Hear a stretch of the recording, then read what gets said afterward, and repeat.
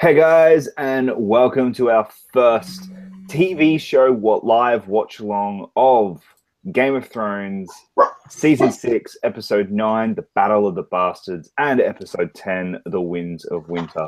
Joining me today, I have Kees Cornelisse. How you going, mate? I'm doing very well. Got my Daenerys Targaryen shirt on, of course, because this is going to be awesome. And I'm a big Game of Thrones fan, and yeah, that's about it. Fair enough. Fair enough. And Kristen Smith, how you going?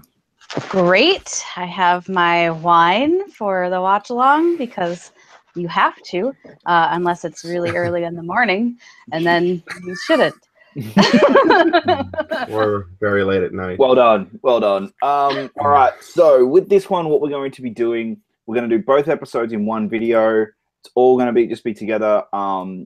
Between episodes, we won't watch the credits of episode 9. We'll just let you know. We'll open up the next video and we'll just start it like normal. And we'll just go like through there and we'll tell you, basically we'll give you guys constant updates of where we are in the episode, and so that you aren't losing track of where we are. Now, and we are definitely humming the theme song. Definitely. Now, the copies we have don't have the previously on. So if you have a copy that does have previously on, try and skip to that towards when you get to the start of the theme song, and you can join where we are. We will, of course, let you know when we start the episode, when we get into the actual meat of things. But otherwise, spoilers, if you have not watched Game of Thrones, what the hell are you doing joining in episode 9 of the latest season? Yep. Now, quick recap. Kees, you've been doing your watch along. Do you want to give us a real quick recap of just to remind people where they are going into this episode? Okay, episode 8 ended with Arya Stark kind of killing off the wave. We didn't see that because that happened in the darkness, and she decided to go back to Westeros for her revenge tour. Daenerys is back finally in Marine, and there's an attack on Marine. Jon Snow and Sansa are, of course, gearing up for the battle at Winterfell, which is going to be called the Battle of the Bastards, which is in this episode. The Tyrells in King's Landing and the Lannisters are... something is about to happen to them, and you'll see that in Winds of Winter. I think that's all I'll say about that. And I think that's about all the storylines that are going on right now. At least the important ones. Oh, and Sandor Clegane recently came back into the show after not being in the show for a season and a half. Oh. That's about it. So yeah, that's where we're at. All right, now, okay, guys, let's get this started. All right, so we are starting with episode 9, The Battle of the Bastards, starting in 5, 4, 3, 2, 1, press play. Got your beautiful HBO Entertainment logo up.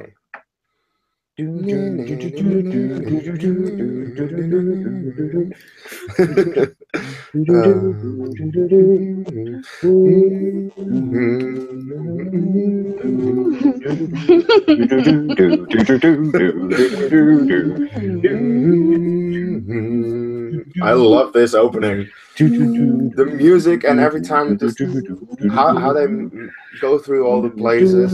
It's awesome.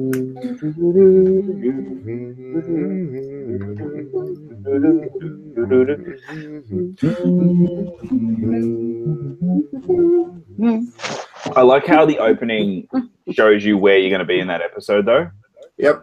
So, like, we used to spoil ourselves in later season, like towards the end. We're like, oh, so it's only going to be those two today. Although this episode doesn't, because just shows like everything. It shows everything because it only takes place in 2 locations in the entire episode. So it's like our theme song goes for a little too long to just do that. Hey guys, remember, make sure we're in the live chat. So Give us your comments through the episode entirely. I'm in the live chat just chatting as well. So if you want to join in, I'm happy to just chill and relax as well. So, all right, guys, still going.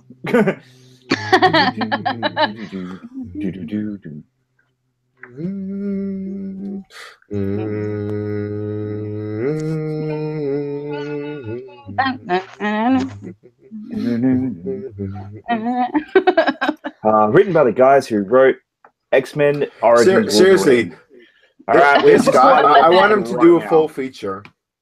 All right, guys, we're just starting the episode now. Yeah, this is a Marine. Yeah. Yes. Starts with Marine. All right.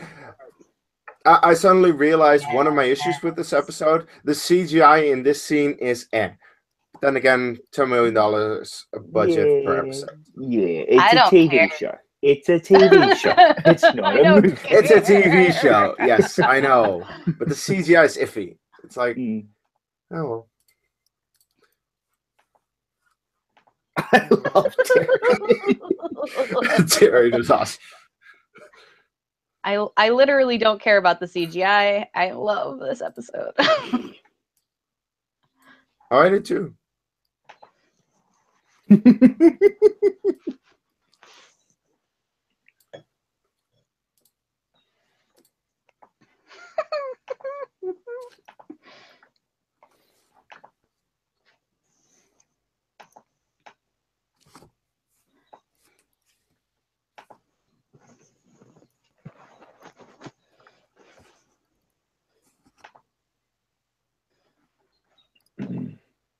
Yeah, I watched all of season 6 today.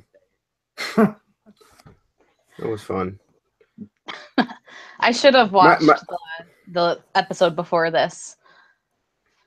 Probably. Before watching this one. Yeah.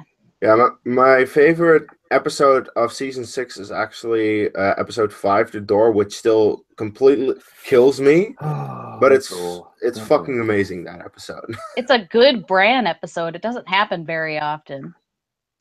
No. I remember at the end of this, I was sitting here really going, oh, Daenerys is going to be the villain next season. Then the next episode happens. Yeah, nope. Nope.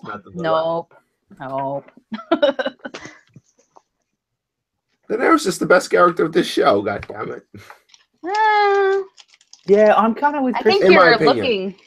In this scene, the best character of the show is present. However, I'm not sure it's Dany. Okay, I get the love for Tyrion. Tyrion is great. He's not my favorite. Daenerys is.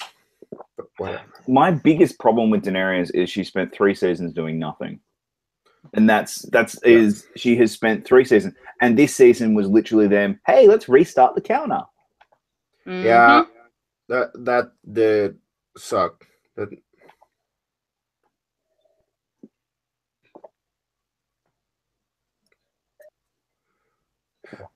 The issue simply is, but the issue is with her character that she was at a point that she would have gone to Westeros a few seasons ago, but then it was like, oh no, wait, we have to wait with that because everything else doesn't line up. Yeah, so like they had to wait, and they have to delay.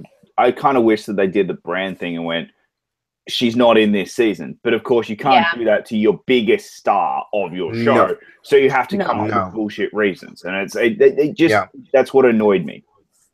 I think it made sense for her character to grow into leading. She's got experience now.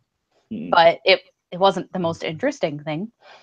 So aside from episodes like this, her build-up hasn't been very interesting the last few seasons. Well, the build-up in the first 3 seasons was great, and then seasons 5 and 6 just slowed down a little and was not that great. This scene right here totally makes up for like 3 seasons worth of boring stuff because I love. But there we go. See, I'm weird. Okay, I think this opening is better than the rest of the episode. Like I'm weird in that. Like I enjoyed this more than Battle of the Bastards because I agree, I'll but the get to Battle that. of the Bastards is just too predictable. Yes. Get it? So cool. She really needs a saddle on that thing. Nah. Dragon riders don't Just need freeballing it. saddles.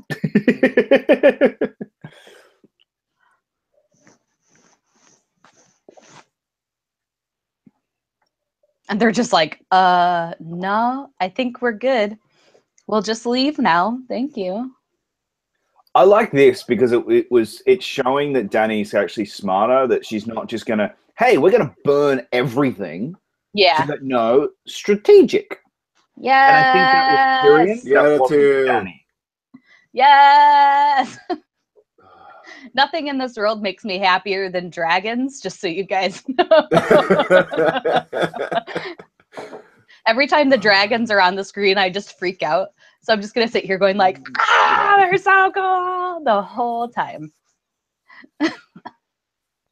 Well, I basically have the same thing with the White Walkers. The moment White Walkers show up, it's like, okay, let's watch. Because something is going to go down. That's why Hard Home is my favorite episode. And we're getting Hard Home 2 next season. Sorry. I'm really... It's going to be like the whole season. No, actually, I it think should the be season after will in be season 8. all White Walkers, yeah. Like season 7 is going to be Dany and Westeros. Yes. God, anyway, we will get to those at the end of the at the end of this watch along, because Yep. We'll save our speculations and freak out moments for the end. I'm just like gearing myself up for this scene just because it's so cool.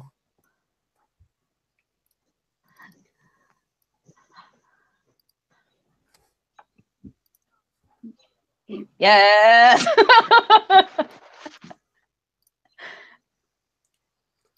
Just like watching people get burned. It's not a big deal, guys. Don't have to be worried.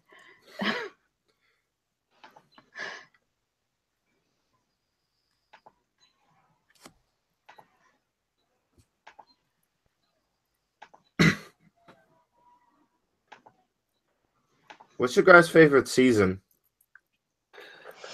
I'm gonna go with probably. Look, I really like season 4, but I'm weird like that. Yeah, season 4 is my favorite. Okay. I think season 4 is a lot of people's favorites. Okay. Yeah, I like season 4 because because finally Joffrey died. Yeah, not just that. Accurate. But not just that, but because it also changed. It grew Tyrion as a character. It showed Tyrion growing into the rebel that he is now. But also, it grew Jaime, and Jaime has become from my most hated character to my favorite character in Game of Thrones. So it's kind of like that was the season that had the turning point, and that's why I love that season, I guess. But then I also had Jaime being the most. He had Jaime at his most despicable in that season when he's raping his own sister in front of the dead child's grave. But anyway, not the best thing you can do. Hey, they didn't redeem Jaime. They just made him a little more tolerable. If he kills Cersei, we'll get to speculations later. Sorry, it's going to be like me the whole episode. Don't speculate. Look, okay, I'm actually thinking this. You know what we might do? We might just do speculations while we're watching, and like, look, that was pretty badass, by the way. Yeah, that that was a great scene. It was so good. I think it was really cool because it was not expected. No.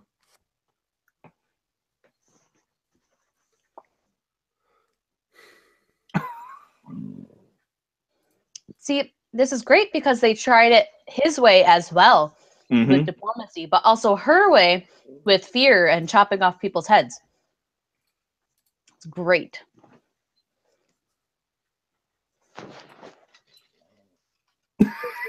He just walks off like that.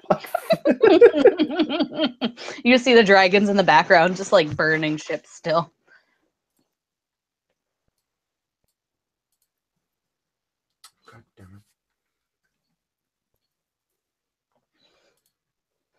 There we go.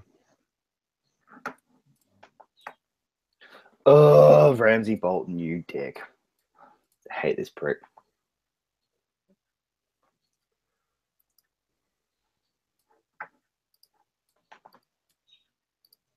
Yes, she does.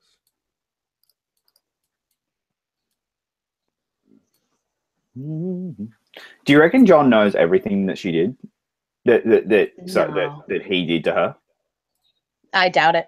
Oh, that everything? No, not everything.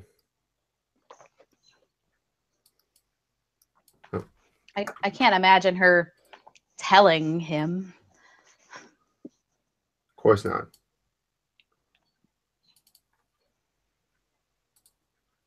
He is such a good bad guy.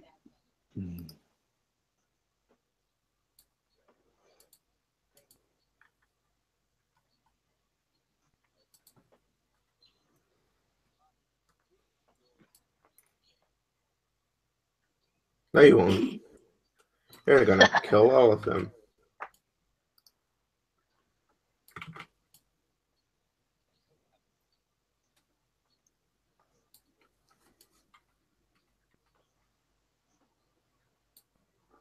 There is a need for a battle because I'm watching, and I need for there to be a battle. Ramsay Bolton, a man of mercy. Wouldn't Not really pick that. No, not Said really. no one ever.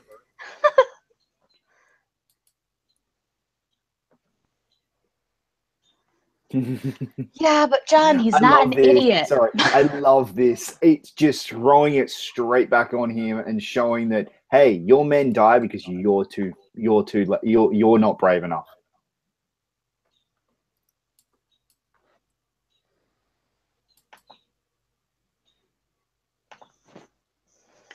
He's not an idiot, so he's not going to face you in one-on-one combat to decide this battle. Well, as we know, at the end, they do, but that's only at the very end. Spoilers! Jeez, Louise. We have seen this show, I assume. Well, what if someone in the chat has it? I doubt it. I highly doubt it. That would be bad. There's just something wrong with you if you're watching this for the first time with us. Yeah. With commentary. With commentary. It's like, guys.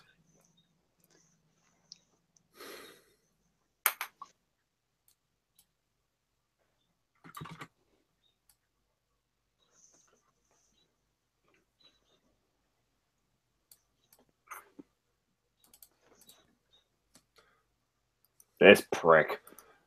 I hate how they just willy-nilly kill these stinking direwolves. How dare you? I do wonder. The last time we saw Rickon was, I believe, in season 3. 4. How did Rickon... Oh, 4. Okay. So at least 2 seasons without any Rickon. Then I'm like, what the hell happened to him? Well, he wasn't in 5 at all because neither was Bran. Like Bran wasn't in 5 at all. And then in season 6, he's just in that first bit. He's just in this bit here. And look, Rickon was always that character that was always just gonna. He had to go because he is the rightful heir to Winterfell at the moment, other than Bran. Yet he is not enough of a character to actually survive. Yeah. I mean, and he didn't have anyone to teach him how to run not in a straight line. So he had to go. So Crystal Dream, we are at the 15-minute, and it will be at 16 minutes in 5 seconds. But I'll let you know when we're at 18. When we're at 18 minutes, so you can get yourself set up. So this this episode to me is basically the episode of You Know Nothing, Jon Snow. Over and over and over. I will drink like an entire bottle of wine during this episode just because it frustrates me so much that he won't strategize. Like he tries and he doesn't try hard enough. And then he has a strategy that might do something and then he goes completely against it. And I drink. Because it just goes to show you that Jon Snow is one of the worst characters on this show. Like, but like, sorry, not worse. Okay, worse is the wrong. Worst is the wrong word. Yeah, he is the most flawed character on this show. He makes stupid decisions because the character needs to make a stupid decision, not because.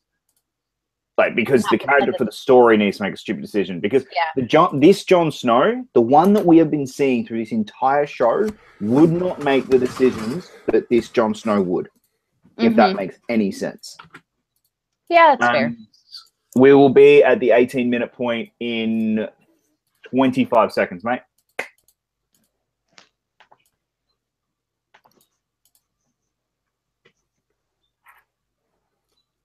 So lucky he had all those wildlings. And that's also my big problem with the Starks in general, is that they make stupid decisions because the story tells they're too good. No, because they're too good. One sec. We're at the 18-minute part in 7, 6, 5, 4, 3, 2, 1, 18 minutes. All right. Sorry, just going back to the Starks. They make because they're too good, but at the same time, like, there's just little things that they do that is, they're not living in the world of Game of Thrones. They're living in our modern world and having our modern sensibilities, and that doesn't work. Like that. Yeah, that's the thing. Yeah. Since the beginning of the like when the show began, we were all like, "Oh, the Starks are the good people because they make the decisions that we would make." But then you figure out that this world of Game of Thrones is completely fucked up, and the Starks really don't fit in anymore. So at the beginning, I was on board with the Starks, and then I was like, "Nah, fuck them. I'm Targaryen all the way." Well, the Starks that have survived so far are the ones who have adapted to the worlds. Like Sansa's adapted, Arya's adapted, Jon has somewhat adapted, but Jon's not 100% Stark. So, well, part Stark, part. Oh, and Bran. Yeah, okay. We can spoil. What? And then I forgot about Bran, but Bran is magic, so I guess it's okay. Yeah, Bran is war.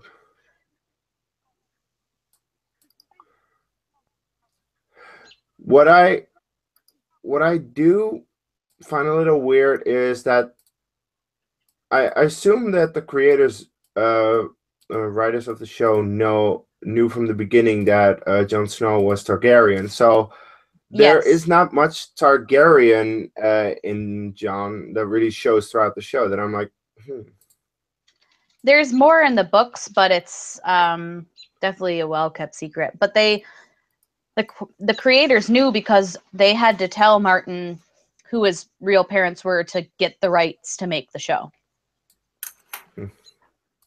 That's the only way he gave the rights up, is if they told him who the real parents were. And they got it right, and so for a while they were the only ones who knew, like, confirmed who his real parents were. Actually, the story is he never actually confirmed it. Well, He's kind of did.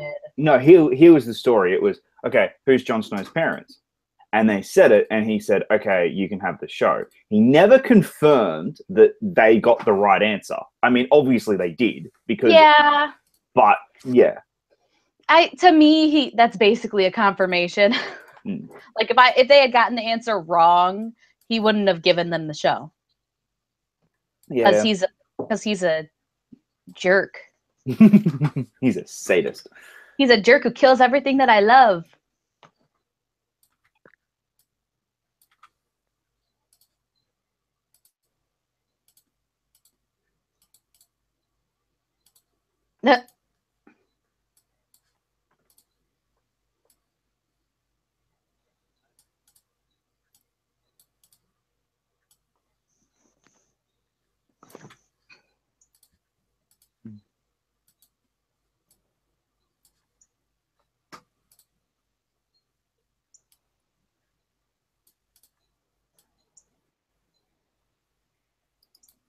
I love this. This scene is just incredible. This is what Game of Thrones does really, really well. Gets two characters talking dialogue that is incredible. And that's what it does well. It doesn't, like, the big shocks are the moments that change, that everyone talks about, but they're not the best moments. Like, the Red Wedding to me is a shock, but when you think about it, it's stupid. Whereas in two characters having a conversation with each other about going into war is just incredible. Yeah. Yeah, they do the characterizations really well. Mm-hmm. I love that line.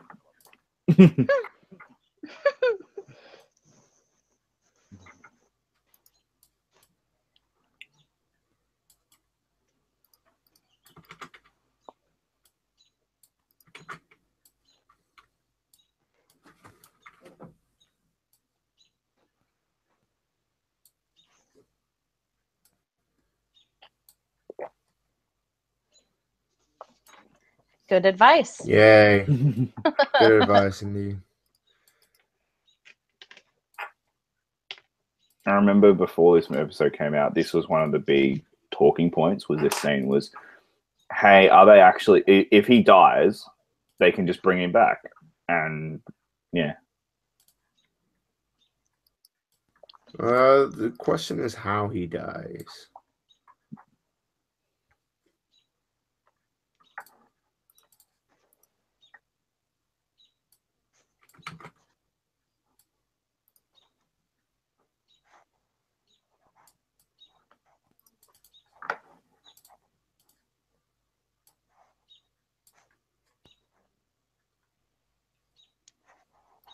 The Lord of Light's the only one we've actually really seen with legit power.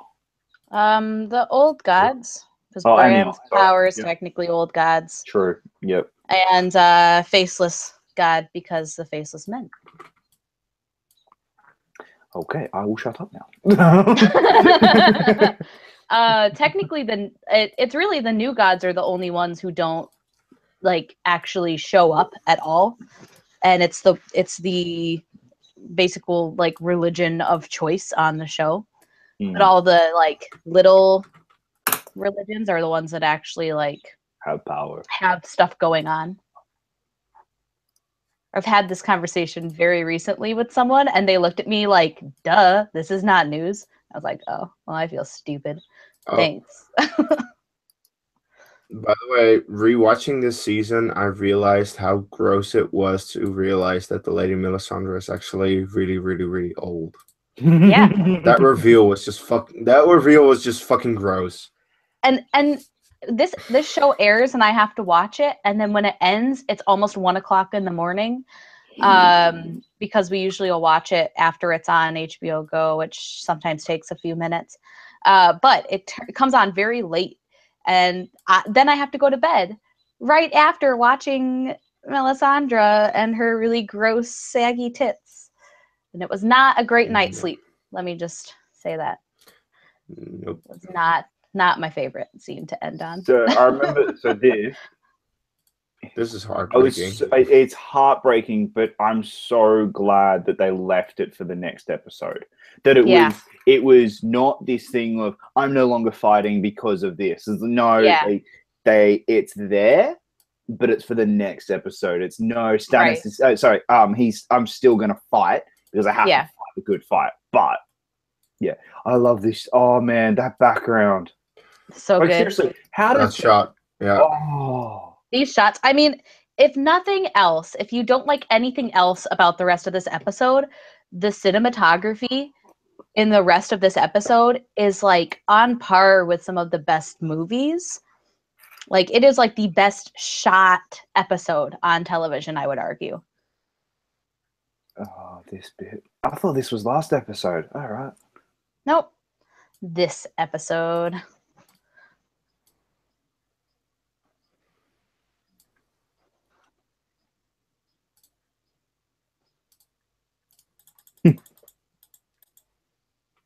In a galaxy far, far away? Sorry. Had to. I know, bad joke.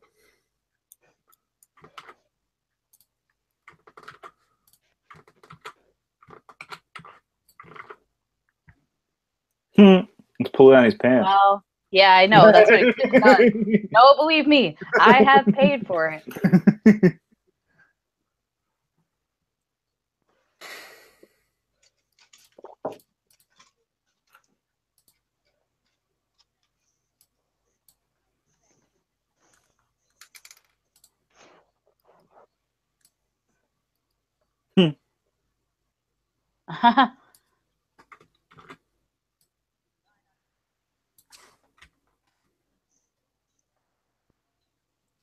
Oh, I love this. Oh, I love this so much.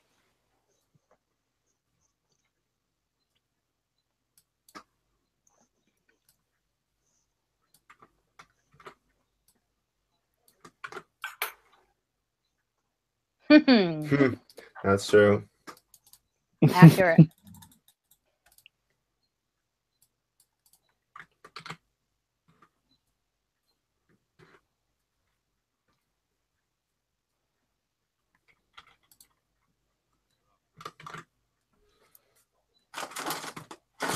They built ships real fast.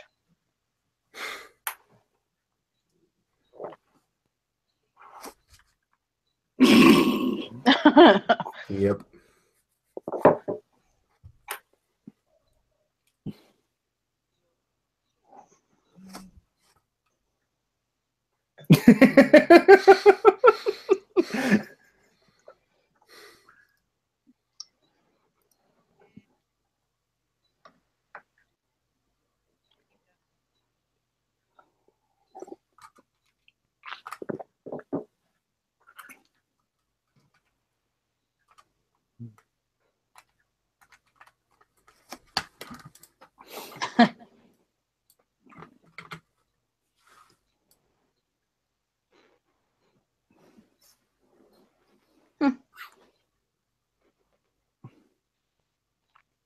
I just like, but that's what Daenerys wants. She wants to break the wheel. She's like the most forward-thinking person in the show.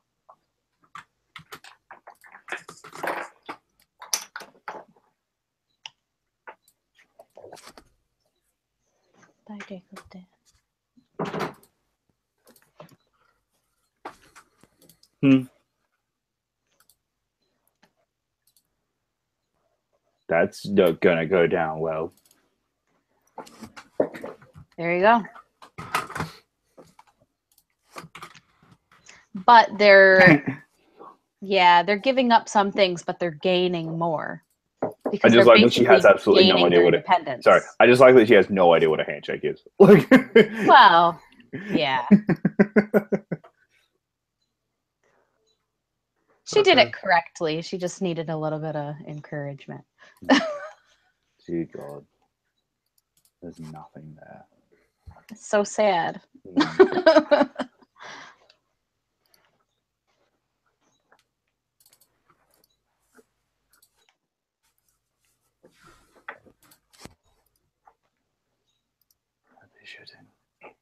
Oh, we're just past the half-hour mark on this episode. Oh, we did too. All right, guys, we'll be at 31 minutes and 20 seconds. How you going, mate? Not able to fellow Christian writer. Yeah, you're not able to come in and, you know. All right. We'll be at 31 minutes in 5, 4, 3, 2, 1. 31 minutes. Battle of the Bastards, of course. I know a lot of people had problems with this battle as a whole. I love every second of it, even though it's really frustrating. Oh, it's a great battle. Like it's a great battle, but it's predictable. Yeah, I think it definitely is. I don't mind that at all. There are some scenes in here that are just ridiculously powerful, and they overshadow for me any predictability. I will admit that, like the scene that is coming up soon, where you know, the entire body army stack. where the entire army is just running at Jon, Yeah. Oh, yeah. He's just Yeah. given up. He's like, well, going out strong is just one of the greatest shots in TV history. Like not just Game of Thrones, like just in general. Yeah, it is such an incredible shot that like I said, the cinematography for this movie, it's movie quality. Like it is better than it's better than some movies I go see. Like it is this battle, the cinematography in this TV show is better than the cinematography in, say, Transformers: The Last Night, which was horrific and you couldn't see a thing. So, like, that's what I mean. Like, this is just, you can see everything. It's so beautiful. Yeah. You could take a shot, any shot from this, and hang it on a wall and be happy with that. For the Transformers, is it really a problem that you can't see anything? Sorry. Fair point. No, but I really want the director of this episode to make a full-length feature, because he also directed the episode Hard Home. He directed this episode, and he directed the next episode. Like, the guy apparently can really direct stuff. And yeah, I just want him to direct a full-length feature, maybe a Star Wars movie. I'd be a bit something. I'd be a bit careful with that, because the guy who directed the Battle of Blackwater was also the guy who directed Thor: The Dark World and Terminator Genesis. So I'd be a bit careful before giving someone, a Game of Thrones director, a massive film like that. Start them off with a little smaller. He needs to prove himself a little bit, but he's made how many good episodes has he made? A lot. Just he's made 4. He made 3. He's credited for 4, because he also made The Gift. I don't remember specifically what The Gift is. Let me look it up. Yeah, this one, The Gift, wasn't great, but I think it's because it's one of those that it's in between really, really great episodes, if I remember it right. It's more of a setup episode than anything else. But the rest of the stuff he's made, Hard Home, Battle of the Bastards, and Winds of Winter, I mean, for me, that more than proves himself. Oh, and he's not coming back this season. Oh, yeah. Yeah, he's not. Well, the Gift sets up Hard Home. Yeah. I mean... this bit here is just that, like... Zigzag. Yeah, learn to zigzag. Come on, it's the Prometheus... It's the Prometheus school of running away from things. Yeah, that's true. I mean, all you would have to do is just... Come on, dude. The other thing that bothers me about this is Ramsay could very, very easily have just killed John right now. True. And, like, to me, that actually fits his character better. Like... Rickon, but he can't let Rickon survive either. It's like, oh, now you think that he's not going to die? And then that. Yeah. I mean, yay, Game of Thrones. Yeah. It's just kind of a wasted opportunity. Like, John is definitely within your range. Still is. You're letting him watch him die. You could kill him right now and then be done with it, and the battle ends. Because John's the only thing unifying the Wildlings and the Starks. Yeah. But he's too proud to do that, and he thinks he's going to win no matter what, and he'd rather let John lose and also have all this to experience as well. This is a typical case of his overconfidence is his weakness. But that's what I mean. Like that's at least characterization that we have seen in the show through Ramsay. Ramsay is overconfident in his ability. And that is okay. I can forgive that one. Yeah. I can't forgive John going and actually getting him because he knew what was going to happen. And that's what But then it does it does a cool thing where John realizes I fucked up. And that's when he just doesn't care. And it does it soon where he realizes that he fucked up. And There we go.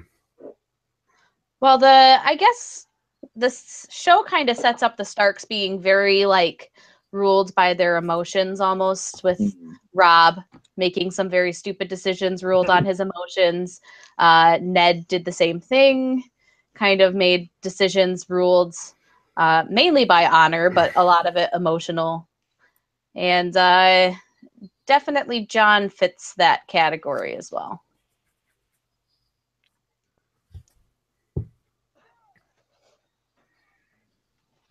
Ah, fuck. Here comes my favorite shot. I like that they did. Apparently, this was real. Like, this isn't CGI. This was real. Yeah. Of course. He was legit scared for his life because he should have been. Ah, fuck me. Oh, man. The music as well. Like, the realization. Well, I fucked up. I'm dead. Yep. Let's just go out strong. I'll take maybe one of them with me. Oh, that's is so just good. So incredible.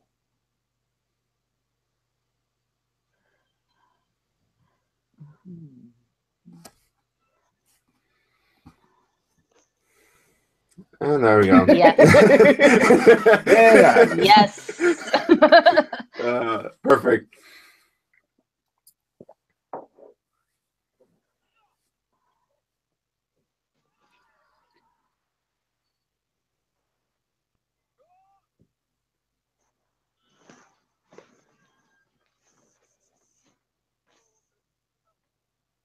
No, he does not care. Ramsay doesn't care about that. That's the difference. No, he does not.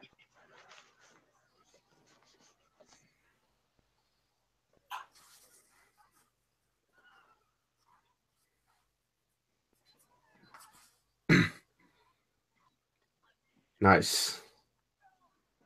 Like, but you didn't think about it. Like, Gladiator wasn't this chaotic. Like, you've never seen a battle like this chaotic before. So yeah, Lord of the Rings. Lord of the Rings. But Lord of the Rings, because it was PG-13, couldn't be this violent and No. this, like, that's true. Like, realistic in that this would be what one of these battles would have been like. So yeah. It's one of those ones where, like, Lord of the Rings has done it the best it possibly can in the PG-13 space. You're never going to beat that. So if you're going to do battles these days, you have to make it R. Yeah. Especially after this, like, it's hard to compete with. I mean, like, modern warfare has more to choose from, like, because Saving Private Ryan and whatever the most recent one was, but like old school combat like this, there's not a lot of super realistic movies to choose from. Recent war movie, I'd say Fury. Yeah, Fury was really good in its recent war movie. I hear there were scenes in, just blanking on the movie's name, the Mel Gibson one. Hacksaw Ridge. Hacksaw Ridge. That was. I hear that's about as close as you can get to the real thing. Yeah. But John Salvi asked a good question. Did you guys ever watch the honest trailer for Game of Thrones? I have watched both of them. They are hilarious. Oh yeah, both of them. They are really funny. Yeah. I like the bad lip readings of Game of Thrones better. They made it into like bad lip reading is always fun. They made it into like a 90s sitcom.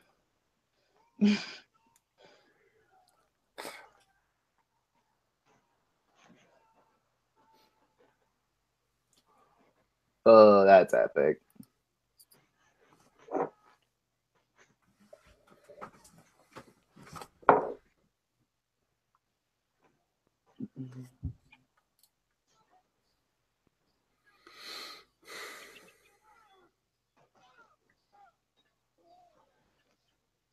Thank you, Tormund. Yay, Tormund. Oh. Guy without a head. 1-1. Man, it's sad, and that's the other thing I think that I took out of Battle of Bastards is you didn't really lose anyone major, and it didn't have that Game of Thrones twist to it. So Hey. like We lost Wan. yeah, I know, but like that makes me sad. But okay, you didn't lose like Sansa or Mormont or you know what I mean? Like, yeah, you didn't lose that someone massive. Still, this production design is fucking amazing. He's pretty massive. I love Wan, and to me, that is a massive loss.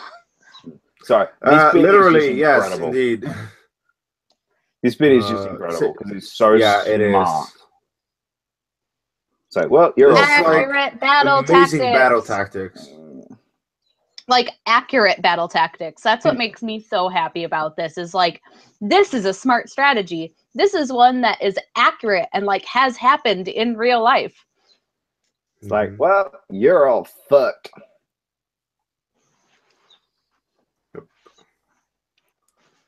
Also, issue.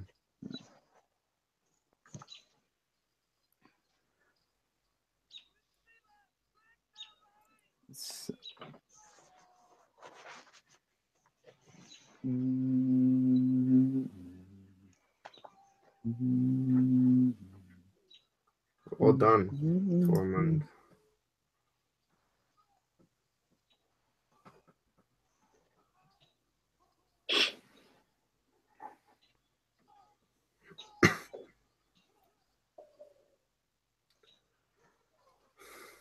All right, guys, we're coming up on the 45-minute mark.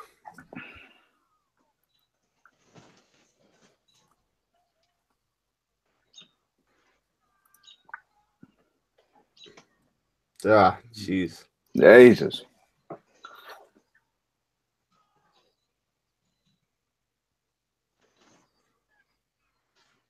Yes. Nice. We'll be at 45 minutes and half a minute.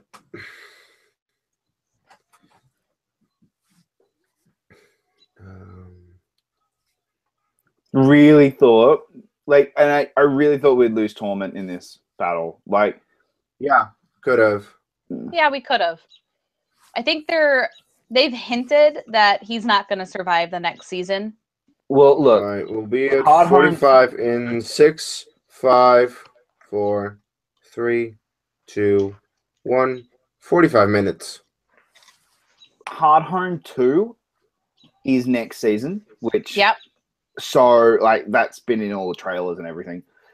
If we don't lose quite a few people in Hardhome 2, then something's wrong. Like Game of Thrones has lost a bit of its, George R. No, but it's lost that. Hey, George R. R. Martin's not writing this anymore. We don't have the books that we can get so we're just going with the predictability. Yeah. It's basically, it's losing one of those no one is safe issues. This moment here is so crazy. Real. Yeah.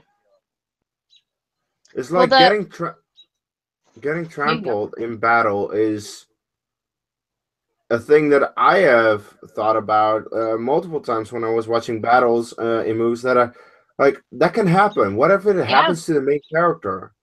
Yeah.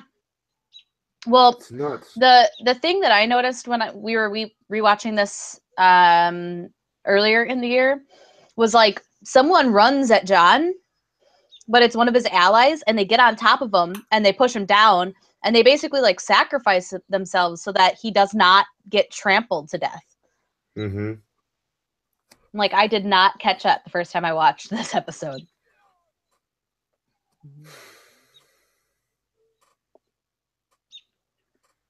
But yeah, him like basically suffocating here, like it made me very uncomfortable.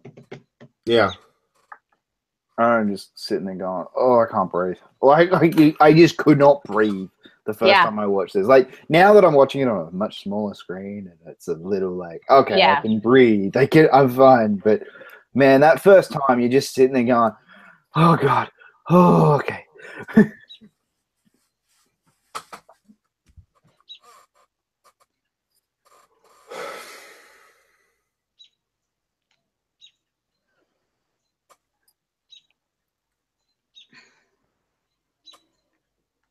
Oh, it is. The soundtrack of this movie, this TV. I gotta stop calling it a movie. Stop calling it a movie. I mean, it's basically a movie, but yeah. It is. Yeah. But it's incredible. Like, and then, okay, hey, the Helm's Deep moment that everyone knew was coming happened. Of course. Yes. Oh. Sorvin.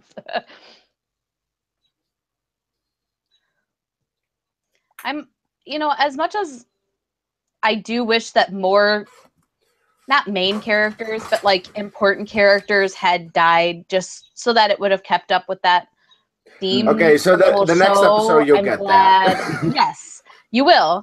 But I'm glad that they didn't kill off Tormund, because I think that he has more character growth that he can give.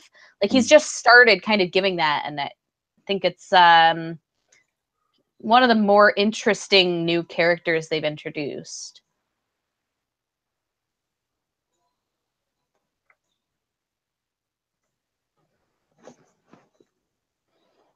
Oh, by the way, hi John Selvey, also watching with us. Yeah, I said that earlier. I don't think 1-1 was the last giant. We'll In the book, for that. I think in the books they mention that he might be. I can look it up for sure, but it's at least heavily hinted at.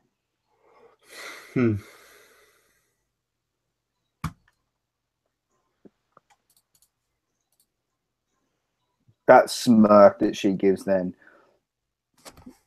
Just like, oh yeah. Yep. Oh, thanks. That's not what I wanted to know. Let's fucking murder this bitch. This where he just takes off running, and I think this scene's really cool too, just the way it's shot. Just like, there's all this destruction happening. They just kind of like run across the battlefield. It's just cool.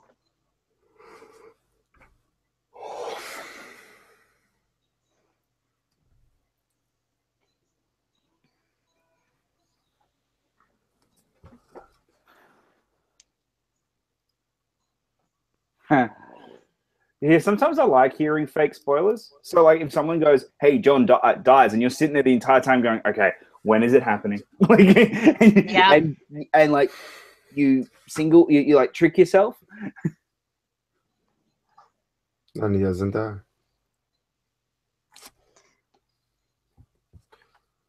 Yeah, so it's hinted in the books that 1-1's the last giant.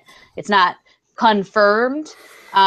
Even if he isn't the last giant, the White Walkers are basically killing everything that's living beyond the wall, and we definitely don't want giant White Walkers. So let's hope he is.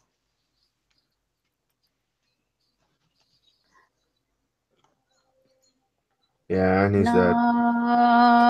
Damn it. He could have lived. This he could have lived through.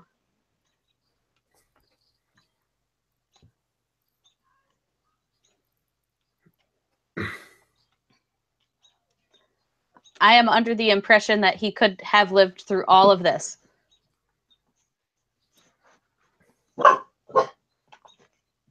I know. I am very upset too.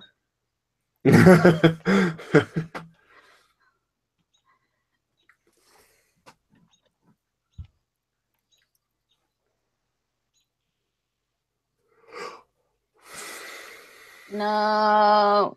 And then this bit. Oh no! I think it's over. You're like, damn you, Game of Thrones. God damn you, Ramsay You Bolton. killed 1-1, you son of a bitch! Ooh.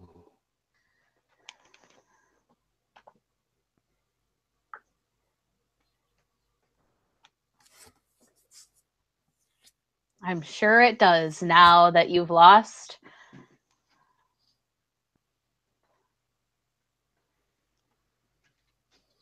Got a really well-made shield.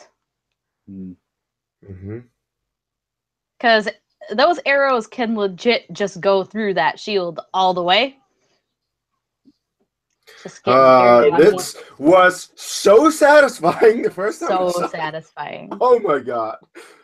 This is, I would say that this is the most satisfying villain defeat in the whole They show. actually gave it to us. Like they Yes. didn't, like Joffrey's wasn't that satisfying because it was just he's dead. Okay, did anyone else think? No, stop looking. No, he's got a knife. Like I was freaking out. I thought that too. Yeah. I'm like, do not take your eyes off this guy. He is a snake. Yeah.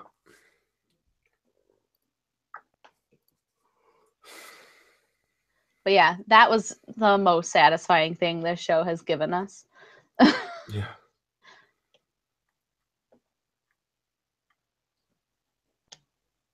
Oh, nice. Yep. Oh, that was the wolves are back in power. That was so satisfying. That is also so like, yes. The Starks are finally back at Winterfell. It was about goddamn time. Woohoo! And I legit don't care what anyone says. The Starks are still my favorite house.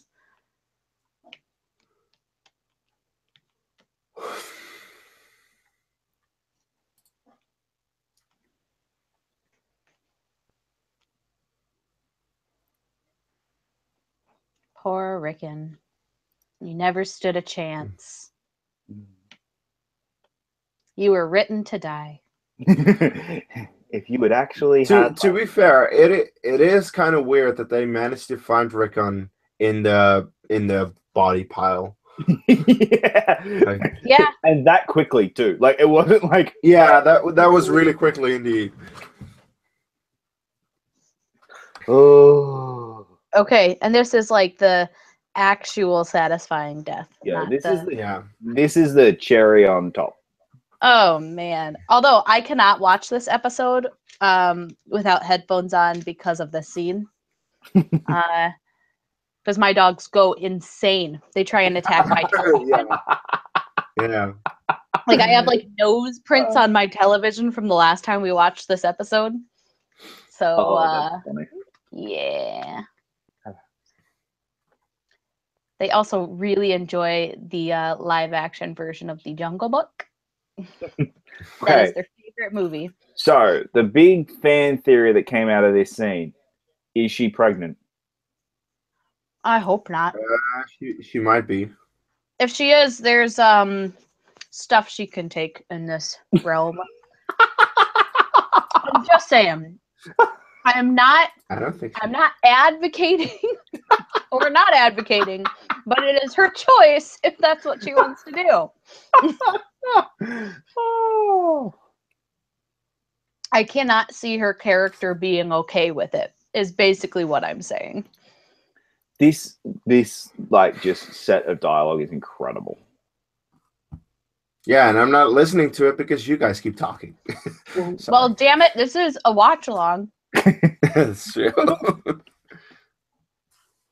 Grr. But they're so cute.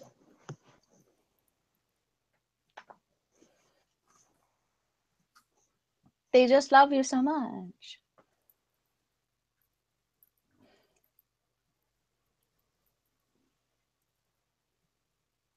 I like that one. He's adorable.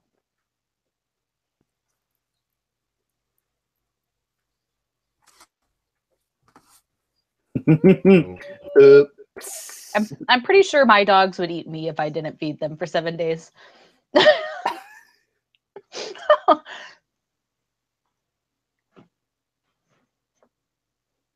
The look of realization of fucked. Shit. Yeah. Yep.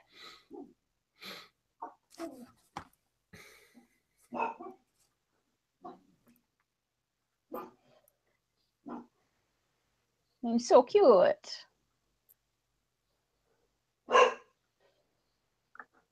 just want to go with my big kiss.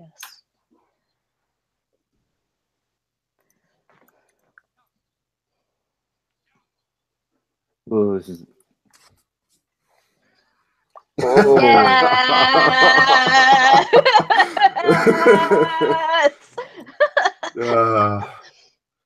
Yes. Yes. Oh. And I still think these dogs are cute. And I still think this wasn't big enough of a death. Getting eaten by his dogs? Yeah, I'm kidding. It was. Okay. I was gonna say. It was say. very big of a death. It's like the most poetic death of this whole show. And then her just walking away and smiling. Oh my gosh. Perfect. Yep. All right, that's episode 9. Woo! So, we're going to start episode 10 in just a moment. And we're going to be joined by another guest. Oh, surprise. Who could it be? Can I take a quick bathroom break? Yes, we're just going to take a quick break. Quick 2-minute break, guys.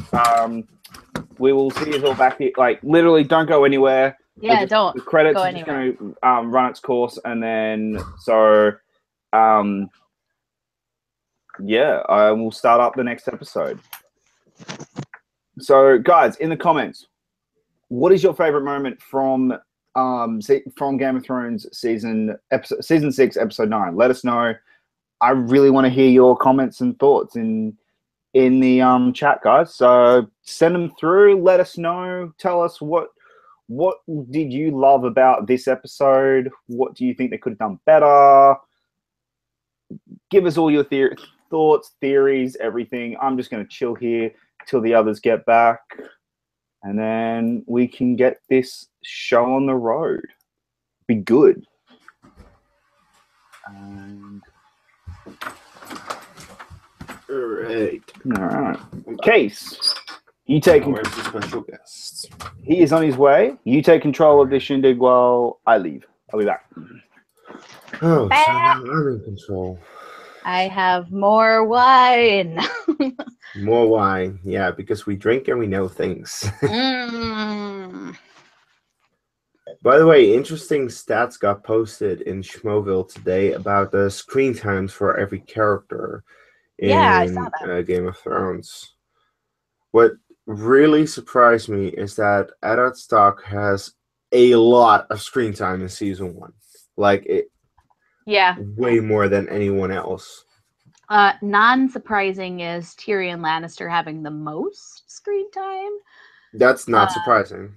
Not surprised at all. And then Tyrion, then Jon Snow, then Daenerys, Cersei. I'm surprised about Sansa having more than Arya.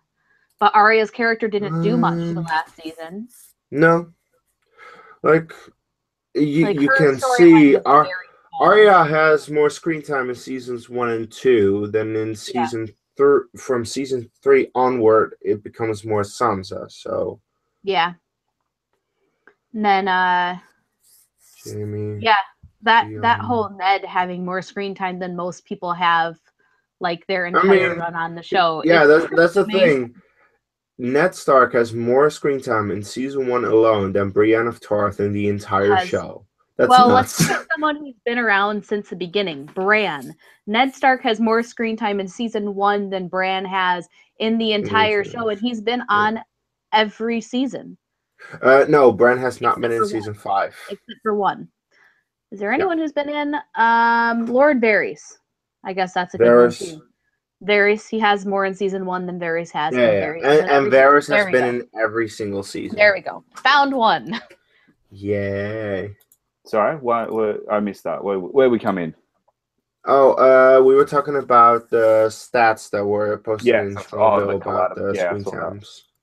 We were commenting that Ned has more screen time in season 1 than Varys has in all seasons.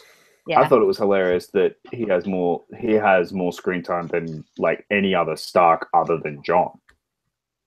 Sansa and Arya. Oh, it's Sansa and Arya. Sansa and Arya. Yeah.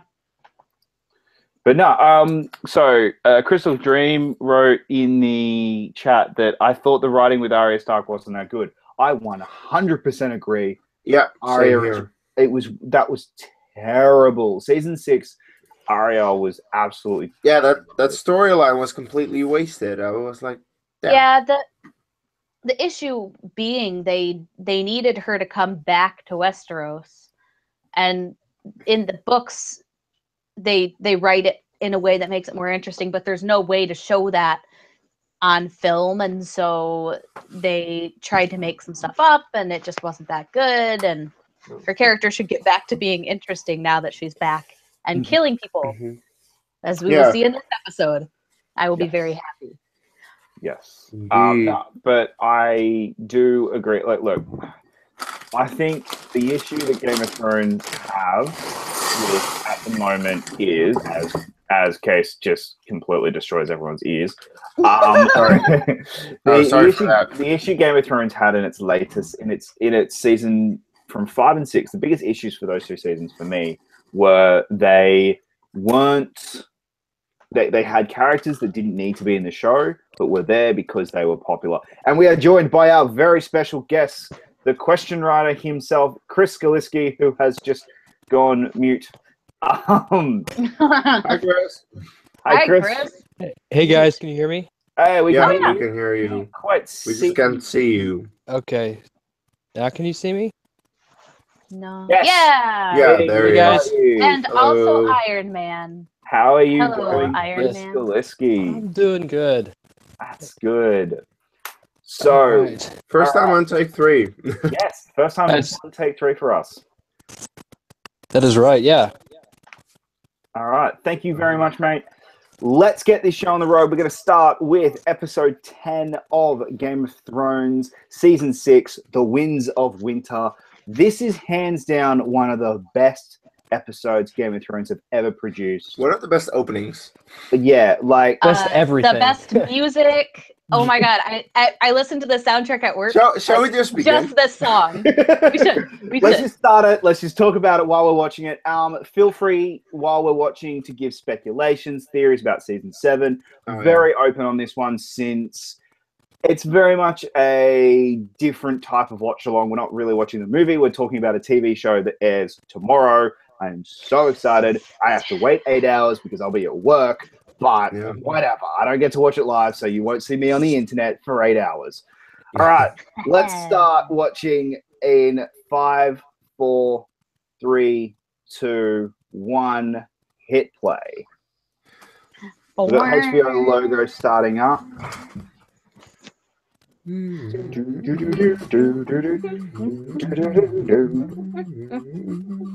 We apologize, Chris, for our awful humming.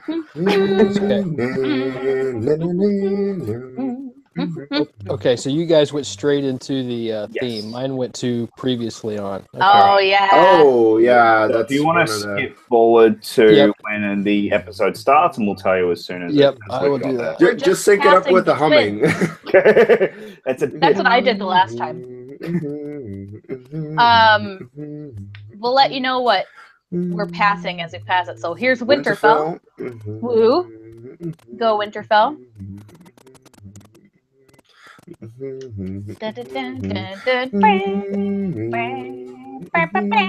Okay, I've got it paused on the written for by. Awesome. All right, sounds good. Woohoo! I'm much more annoying during this theme song when it's just me at home with my husband. We're very loud, and we're very not good at singing this intro. Have you guys seen the video on YouTube where somebody may put words to it, but it's just game of effing Thrones? Yeah. We've done that one. I still love that was the Aussie's intro to Game of Thrones. That's a good one. I still love the South Park version. We know. It's so stupid. When we're trying to get my dog's attention, we'll sing this at them with their names instead. Because we're weird human beings. Benioff was directed by best director for Game of Thrones episode. We're good. Here it goes. Here we go. Cersei. Oh man. I did not know what I was getting myself into with this episode when it started the first No. time. I did not know. Yes, Crystal Dream, you are definitely in the minority if you do not like the if you do not like the intro. Yes, you are. What is wrong with you? Seriously. So How good. can you not like the intro? It's the catchiest thing in the whole world. It's the best thing ever.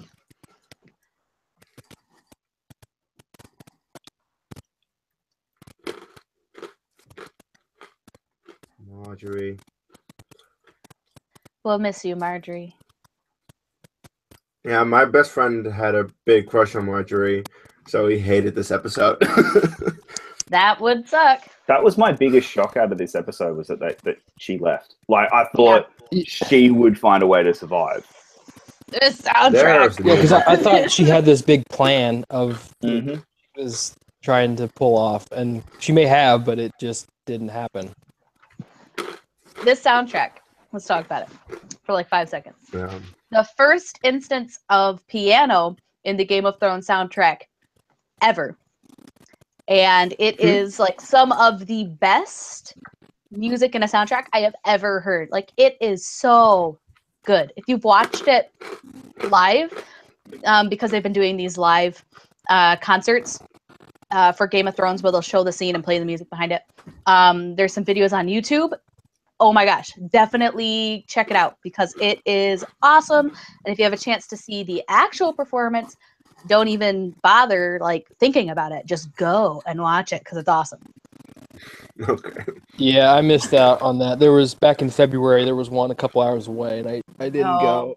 And I was Should've. bummed. Yeah, It is an experience. I think it was actually one of their first shows on the schedule, so it kind of crept up on me. And by the time I realized that it was like almost too late, I could have pushed for it, but just didn't happen.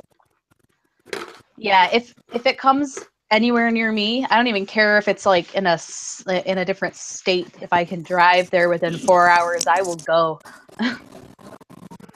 See, if it just comes to Australia, Dedication. I will go. Like, it's the coming to Australia part that's the issue. Well, you have Yeah, other if things. it comes to the Netherlands, Things. It's where it's filmed for you guys, isn't it? Like, Yeah, isn't it like filmed you near could you guys? Go to your backyard and see the set. wait, Game of Thrones No, is filmed in it's like filmed Italy. in like, yeah, it's filmed in like Italy or Portugal or Rome. Oh, okay. I swear I King's remember one Landing day. is Rome. Okay. something. Guys, that was our first boob of the last episode. Yay. 2 episodes. I think Yeah, that's no the boobsy. longest this show has gone without showing a boob. That poor prostitute, she didn't get her money. That's your takeaway. She never will. Loris. It's funny because, like, I knew he would have to die because he was going to be an Iron Fist. Like, it's one of those things where it's like, he has a new show coming. Well, duh. But anyway. He But should have they stayed all out there. die. Yeah, I know, but that's shocked me. But Yeah. I knew Loris was going because he had Iron Fists. So, yeah. Jonathan Pryce is incredible in this show. Like, He's so good. Jonathan Pryce is incredible, period. Yeah, he's really good. I blanked on his name just the other day. I was trying to think of it. I totally forgot.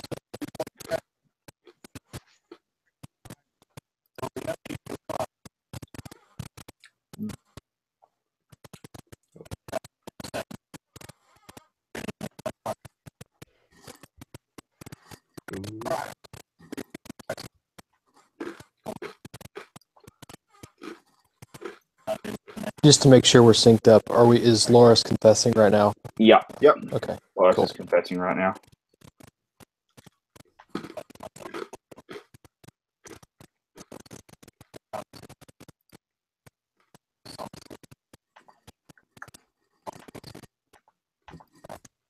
With the exception of like this part here in the middle where they're talking, this whole opening sequence That and Hard Home, I think, is the most I was ever like totally enthralled by what was going on. Like I wasn't saying anything. I wasn't blinking. I don't think, other than the Red Wedding for different reasons because I was horrified. But a buddy of mine, he always comes over to watch these with me. We were just both glued to the screen. Yeah. Mhm. Definitely. The Door as well with me was a big one Oh yeah. that Oh yeah, the last half hour. No, the moment that the White Walker touched Bran, from then on I was like, oh my god, what is going to happen? And then they cut away to different scenes, and I'm like, fuck, give me the fucking Bran story. Yeah. I remember watching. Time in your life. I remember watching Hard Home during all that. My friend's like, how much time's left? I was like, I don't want to know. I don't want to. I just want to watch. I didn't want to be like, oh, there's 2 minutes. That or there's 10 episode minutes. is an hour long. Yeah. But I remember when Hard Hard Home is Home over an hour. I remember when Hard Home came out, it was because it was episode 8, everyone was sitting there going, wait, what? It's episode 8. This isn't, no, not prepared for this. And we just weren't ready. And the same with The Door, because for majority of The Door, it's very much a setup episode. Mm-hmm. The ending is when it starts getting like, oh, this is not a setup episode. This is an actual episode. And I love the music or whatever during both of those sequences. It's like that clicking, like I don't even know how to describe it, but it's just ratchets it up the tension, and you can't like breathe. But both of those scenes are great. This bit was messed up. I didn't think it would do that this bit would happen. It was very reminiscent of Inglourious Bastards. Yeah. Indeed. Yeah.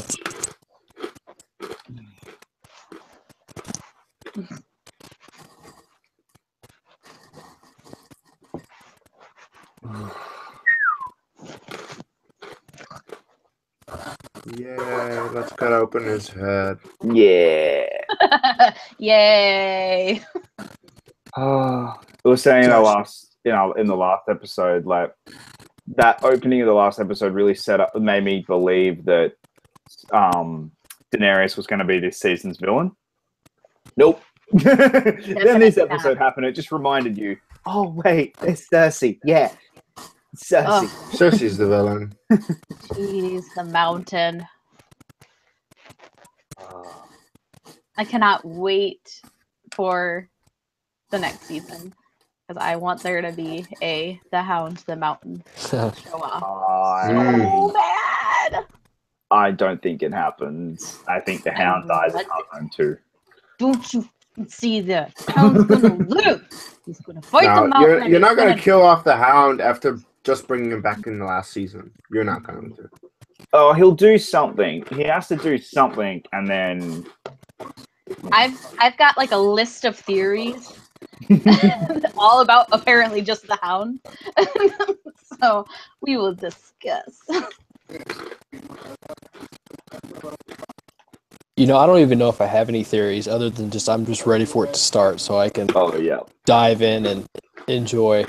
Probably after the first episode tomorrow night, I'll have some. Oh yeah. I mean, I've probably got some very broad theories, but not. Yeah. My issue was there was one season where after every episode ended, I said, this is what's going to happen the next episode. I think this is what's going to happen. It was the season where they should have introduced Lady Stoneheart. And I was like, they're definitely going to do it in this episode. And then all this stuff is going to happen. And I was wrong about 100% of the things that I like wrote them all down. And I was like checking them off. Like, that's wrong. That's wrong. That's wrong. So I try not to do that too much anymore. Oh yeah, the little birds.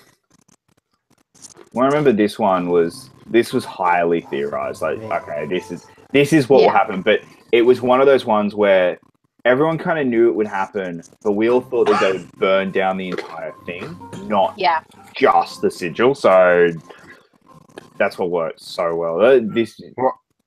I kind of forgotten about the wildfire being present in King's Landing, and then when it showed up in this episode, I was like, oh yeah, there's where it went. Oh, there's a lot more too. It's not Oh, not gone.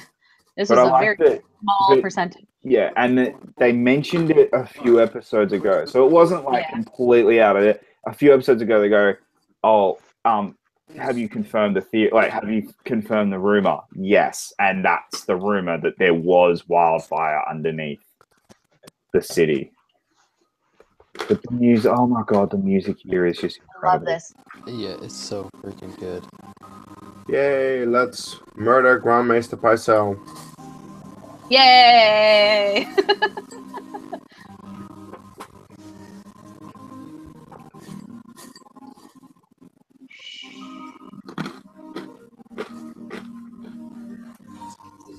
There's just so little dialogue in these first like 12 minutes.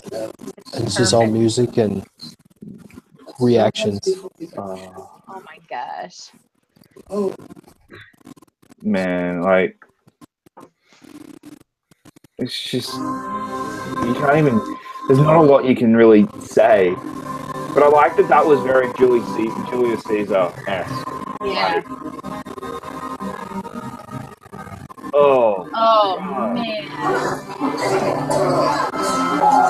I had forgotten how early Qyburn had came in. I just recently, over the past few weeks, been doing a rewatch, and he shows up, I think, in the season 3 premiere or something like that. Mm. Who? Early season Qyburn.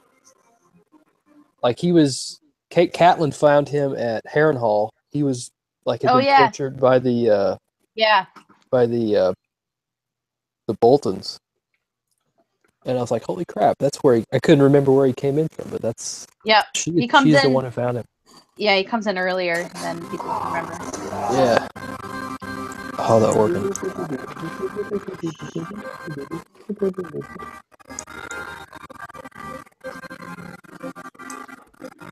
Oh no, he was in Winterfell. Right after Theon left, I believe. By the way, there's a lot of static from someone's audio. Chris, is it? Yeah, just get you to just check your headphone port. Yeah, let me know, because I can't hear any. Okay, that's better. It's better now. Yeah. Okay. Cool.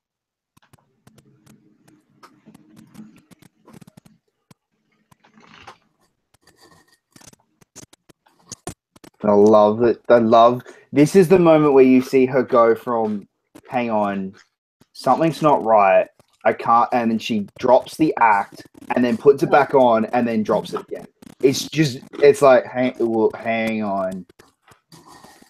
There was a meme that I saw the other day, and it was like, I've come here to kick ass and care for my children, and I'm all out of children. I was like, oh no.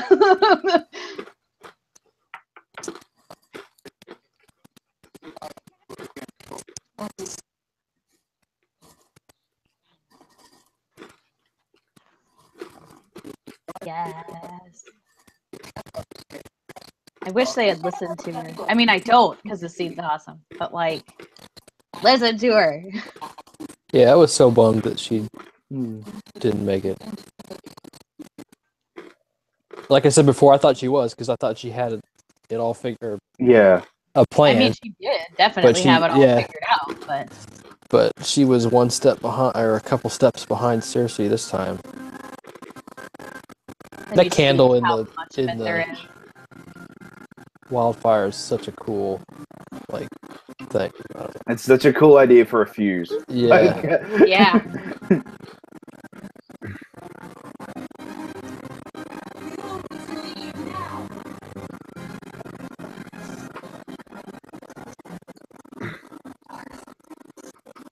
Oh, we should have given a time update.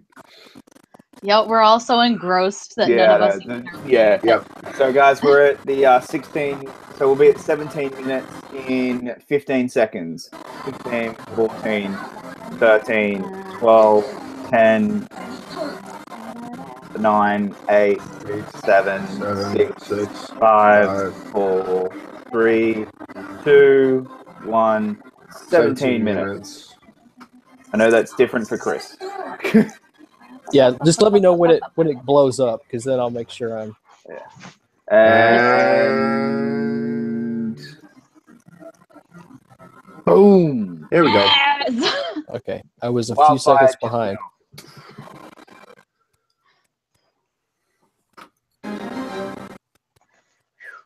And just blew up. Oh, Boom. oh my gosh. Okay, that looks And the guy just got squished. bad. That looks bad. I'm sorry. The CGI is just bad there, but other than that, it's really cool. Stop being such a negative Nancy. And the wine. Oh wait, I just like drink some wine. The sip of wine, the greatest sip of wine ever. Just like, Yes.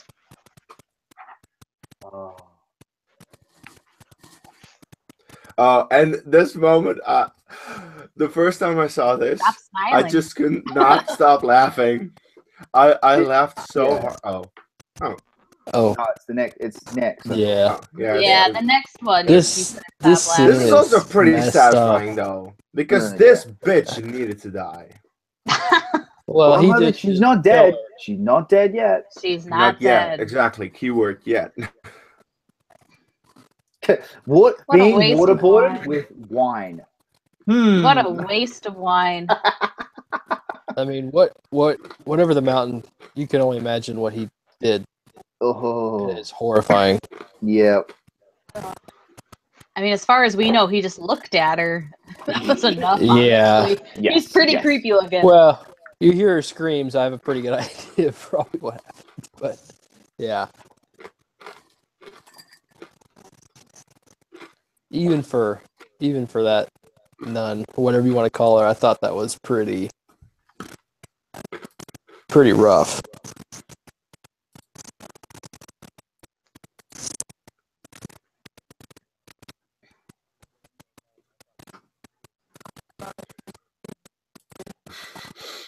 That's weird.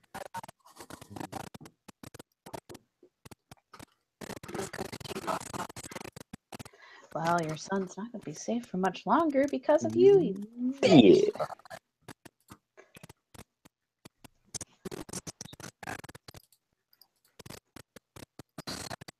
She's such a good character. Like, I hate her so much, but she's such a good character.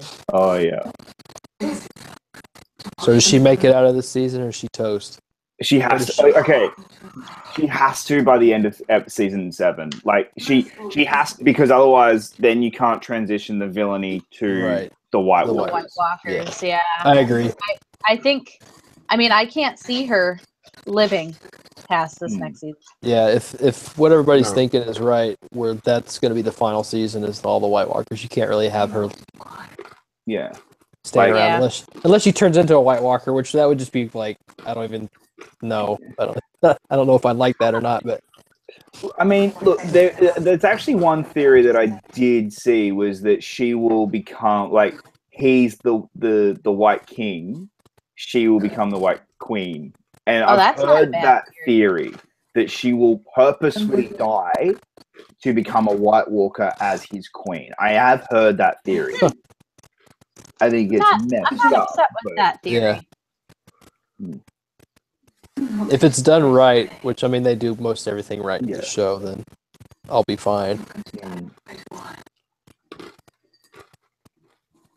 You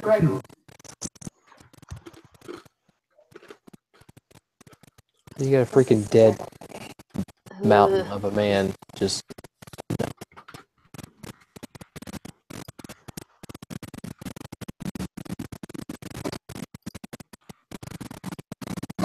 Chris, can you just check your audio again for us? Yeah. Your I think it's, just the headphone port.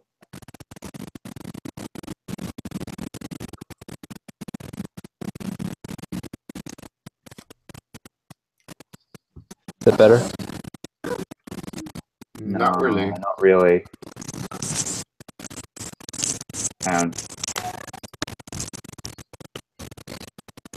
Shame. Shame. Shame. Jeez. Oh, here we go. Here we go. This is it. Yeah. And just this shot, and they keep it. Yep. As soon as they held the shot, I went, "Oh, okay, he's jumping out the window." Yeah, you knew something was up. And then he walks away, and you're like, "Oh, okay, he's fine." Okay. No, but as soon as they held it, like as soon as he walked away and they didn't move the shot, yeah, nah, he's Right. Let me just. You're Put like, the "Oh, crown he's right walking here. away." Someone else will take then that you're like, one. Why are they still holding on this window? Yeah. Why move away from this window? Why are you still doing this to me? Mm-hmm. No, this isn't cool. I don't like this. Guys, No, you know, no. And just like I'm out. doesn't yet. No hesitation, no calm, nope, just nope. Gone. I'm out. Just no thanks. Oh, hey, there we. Walter Frey in his last appearance. I thought that was well done with it, where he came up and was like, "For House Frey," just as he falls. Like this is your fault. Seneraga. So excited. Burn them all. I don't like them. No, because Jamie's there, and I like Jamie. Fine, burn them all except Jamie and Bronn. That's Bronn can live. We like Bronn. Everyone else can burn in a fire. Burn. Except that one. I had no idea that was her until she revealed it. That was a really well done twist. Because I mean, I've seen some reaction videos where people had figured it out, and I was like, I had no idea until she went for the kill.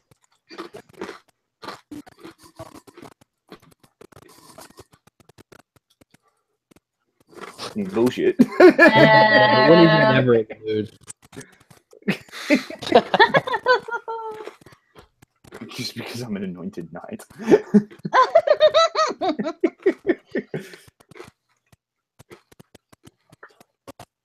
What does surprise me is that Arya does not have Jamie on her list.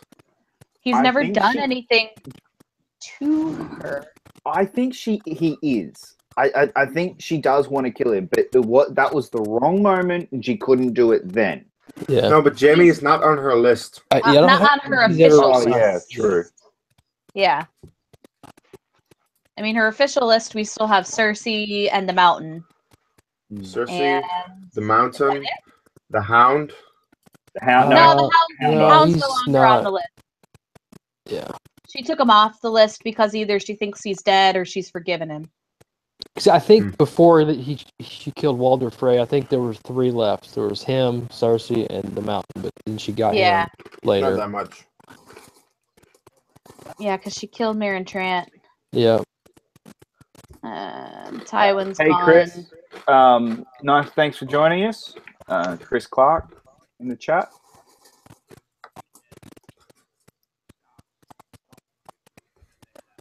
Oh, Melisandre's on the list. Oh, that's right. Because that's a new one. Because of Gendry. Gendry, yeah. Gendry's Is he ever going to show up? Gendry has not been in the show since season 3. Beric Dondarrion is apparently also on her list because he sold Gendry. Oh, that's right. And also Thoros, who's from the Banners. Yeah, he's the red priest that brought Beric. It brings Beric back. And Ilyn Payne, who is still alive. So yeah, there's quite a lot of people for her to kill still. Yeah. I thought there were much less people for her to kill. Yeah, sorry, Chris. Who was the last one again? Sorry, Chris. Ilyn Payne. He's the executioner. Executioner. Yeah. Okay. The really ugly one. Chris Clark. For you, sorry. I haven't seen him. We're at 27 in 7, 6, 5, 4, 3, 2, 1. 27 minutes. Of the second episode.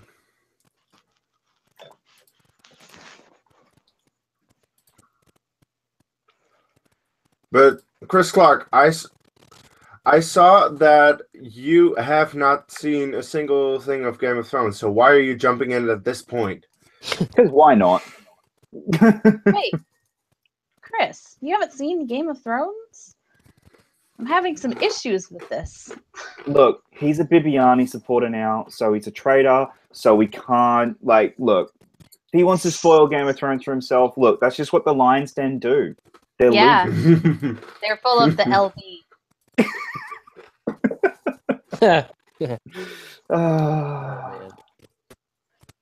Because I want to fit in. All right, Chris. That's why you're a Lions Den supporter. Oh, Sam. I see. Oh yeah, Sam. Oh, Sam. This bit just warmed my heart in this cold, cold show.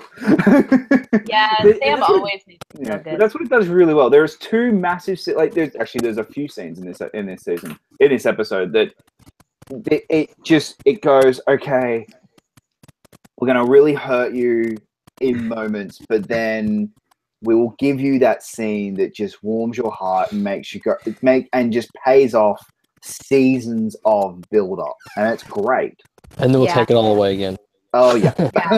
Although if you're like a book reader or something, the scene when you see all the ravens coming out and they're all white ravens, you're like, oh shit, they've like officially said that winter's here. Like, for people who don't know that that's a thing, like, it's just a cool scene. Guy behind and then the desk. The book readers are like, oh shit, that's a big deal. Right, almost at the half-hour mark, by the way. I love this. The fact that we get to see this is awesome. Mm-hmm. The Citadel. Like, this is just really cool.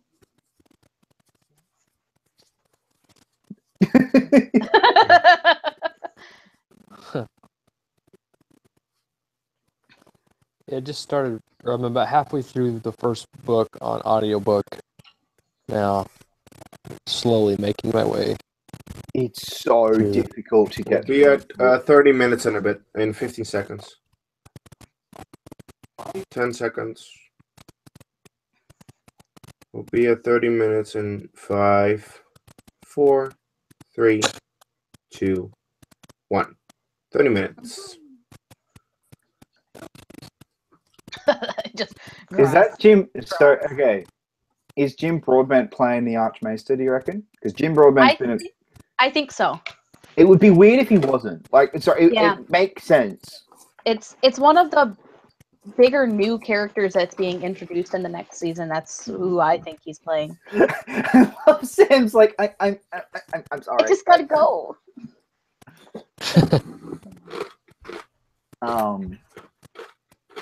Yeah, he's it was announced he's Archmaester. Oh, so it's confirmed. I didn't realize it was confirmed. It's confirmed. Okay, cool. Yeah, I didn't know it either. Thank you, IMDb, for. Oh, don't trust IMDb. That doesn't mean it's confirmed. Well, for a show that's about to come out. Yeah, true. We will find out tomorrow. Most likely.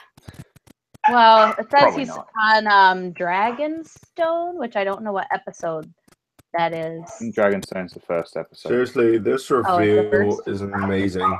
Yeah.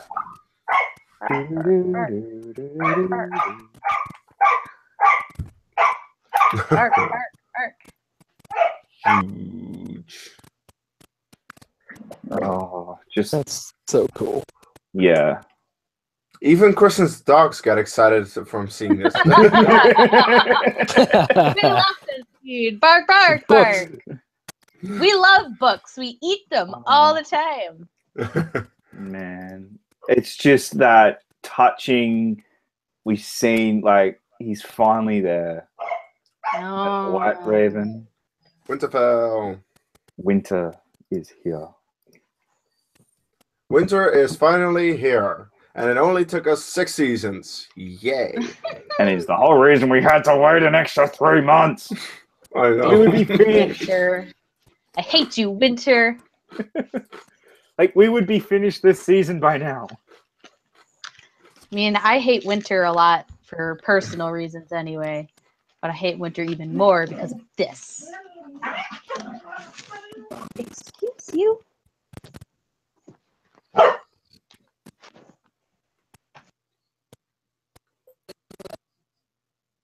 Exactly, past tense. Ooh, here we go. Here it is. He looks pissed.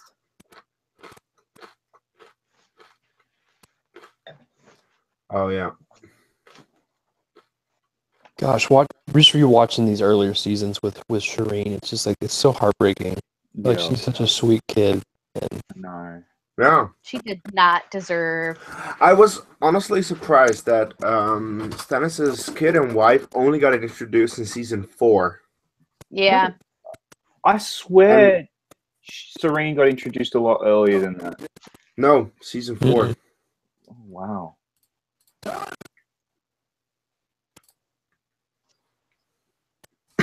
Jeez. She did not deserve that. No.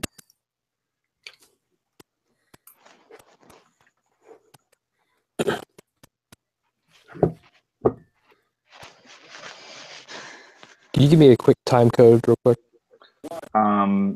She's just telling him that why they burnt her at the stake. Okay.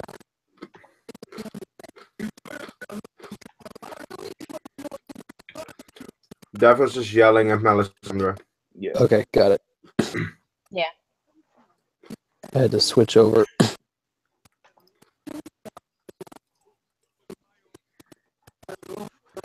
Mhm. It's like a great performance. Mm-hmm. Yeah, Davos is amazing.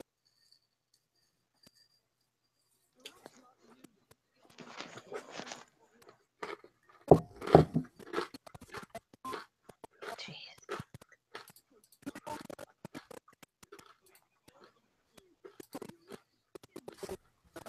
Hey, he could still be alive.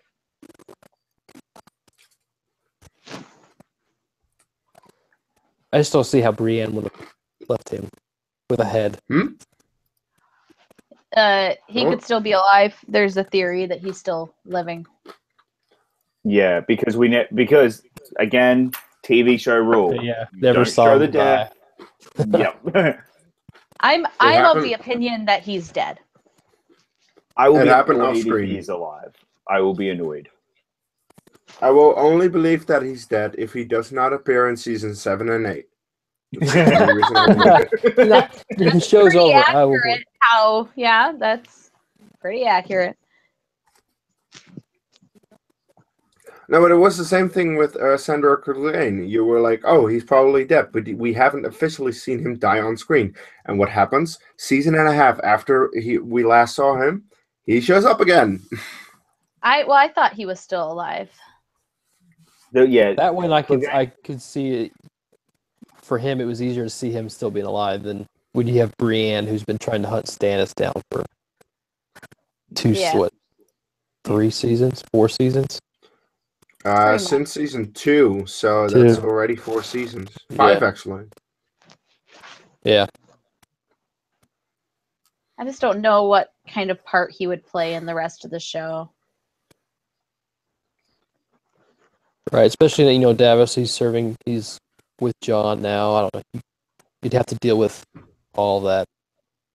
it would negate a lot. By the way, I don't remember where she goes. Is that in this episode or not? No, they don't really They haven't say it. shown, but the trailer for the next season has She shown. shows up in the trailer, so we assume she hasn't Yeah. gone far. Because this is the last we. Mm. Well, we don't. Yeah, this last episode, so we don't see her. I'm later. kind of guessing that she goes and meets up with the Brotherhood. Okay, the trailer shows where she is, but Well, yeah, but we don't know like when she gets. Oh, we don't know when she gets there, but we have Yeah. seen that where she is and a certain Queen will be meeting up with her. Ah. Yeah. Oh, that's yeah. right. Yeah, that was the thing. I remembered seeing her in the trailer. I just couldn't remember where. Yeah, I don't know when she'll meet with her.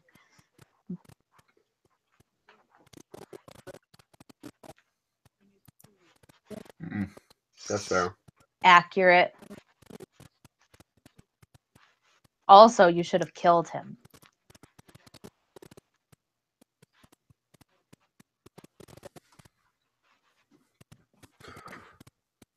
Yeah, I did. That just didn't make any sense to me.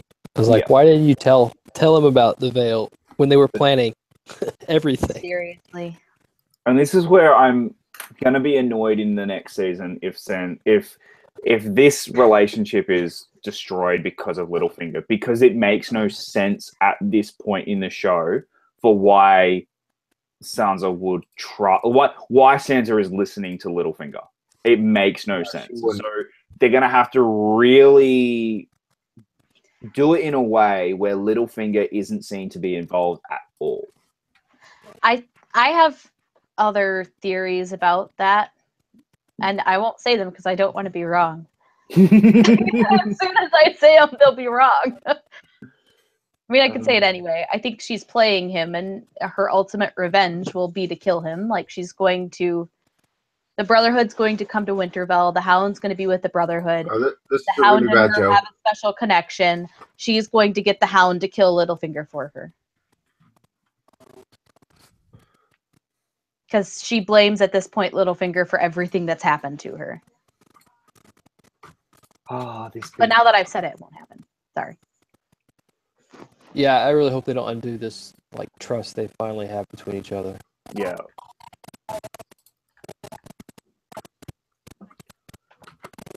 Darn. I love how her just so dismissive of this. She is a great character. She is the only reason that Dorne works in this episode. I can guarantee you, if Dawn wasn't as badly received as it was in this season, this scene is not so dismissive of them. Yep. Well, Dorne in the books is really interesting, and Dorne in the show is just awful. Yeah. I mean, ugh.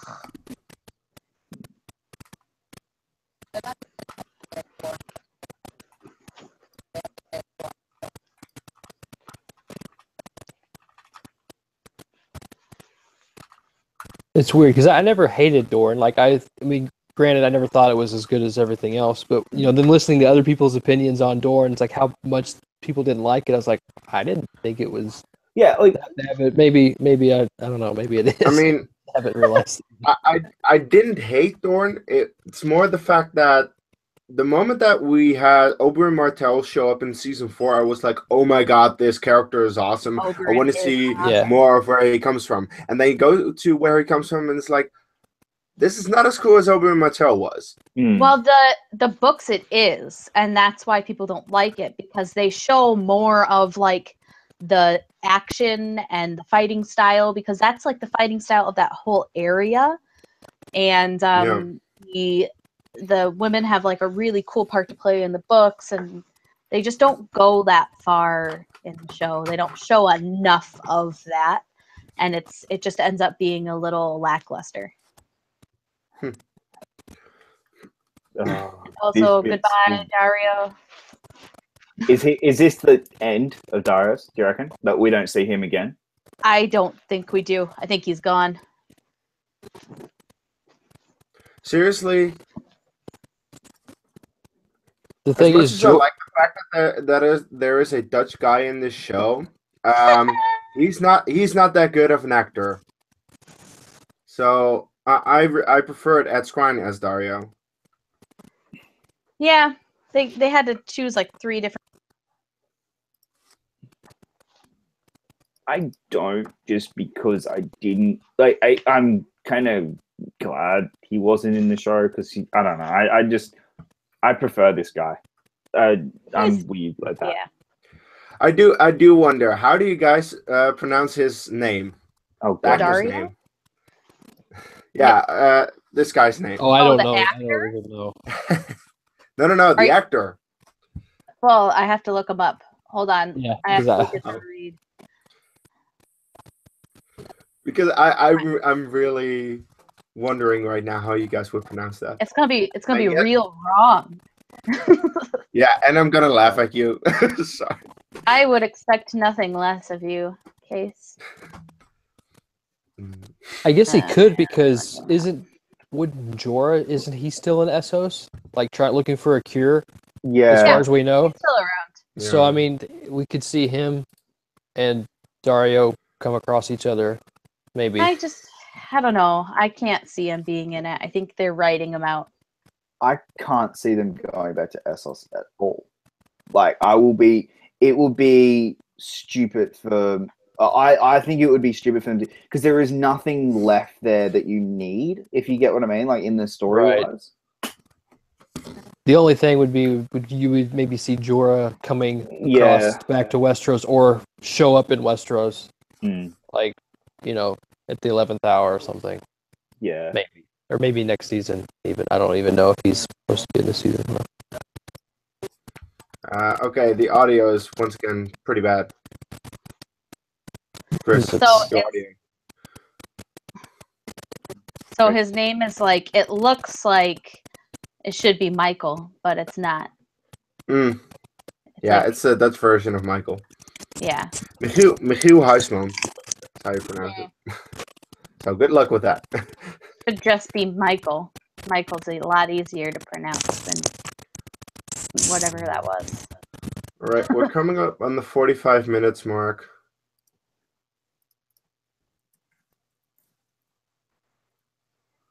In about a minute that we're at 45 minutes.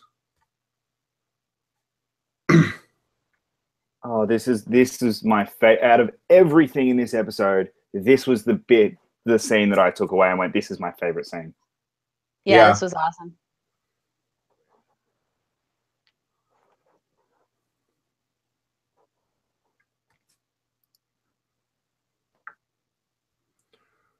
All right. We'll be at 45 minutes in 30 seconds.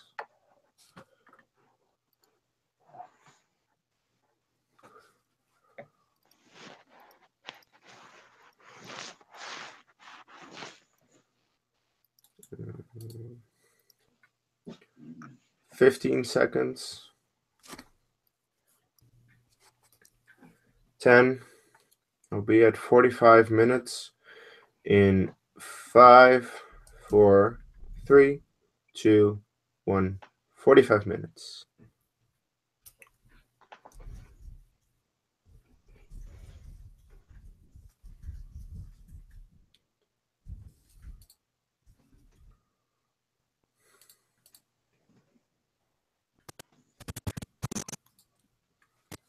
Yeah, Chris Clark, you definitely should binge all of Game of Thrones ASAP.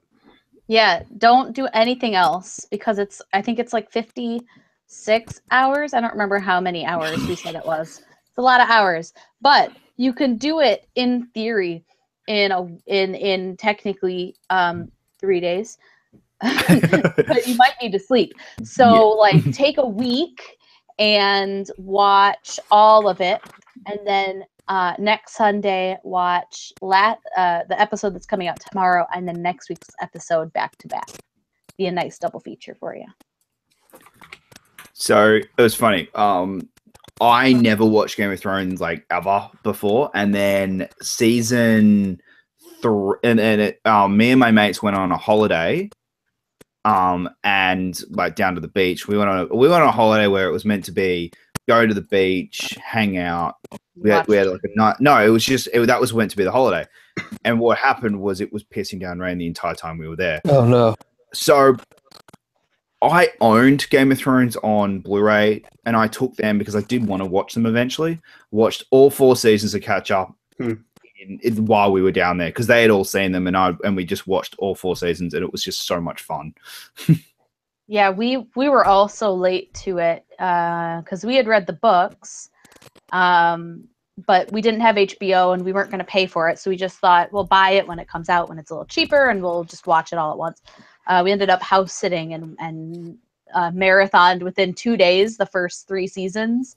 And then by the time we marathoned the first 3 seasons, the 4th was coming out. And so we just said, we cannot live without this. And we bought HBO. I love this so much. This bit. Yeah, this is good stuff. It's just this, and the fact that they're on the same level, and the just symbol. Oh man, this is Tyrion's best moment ever in Game of Thrones. Like, this is his moment. That was such a good scene. And this is Arya's Also, moment. This is a really good scene too. She's my favorite character. So I love when Tyrion for me was season 2. I think for a lot of people probably too is when he really catapulted into one of my favorite characters. Given all those responsibilities in King's Landing, and you really got to see what he was capable of.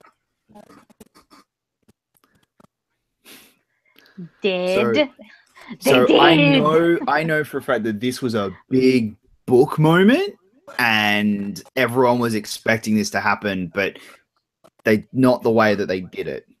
Yeah. Here. My lord. Scott Tenorman.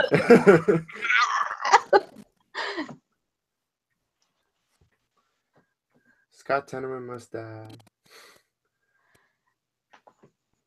Yes. Also, that's a gross fingernail or toenail. Yeah. Ugh.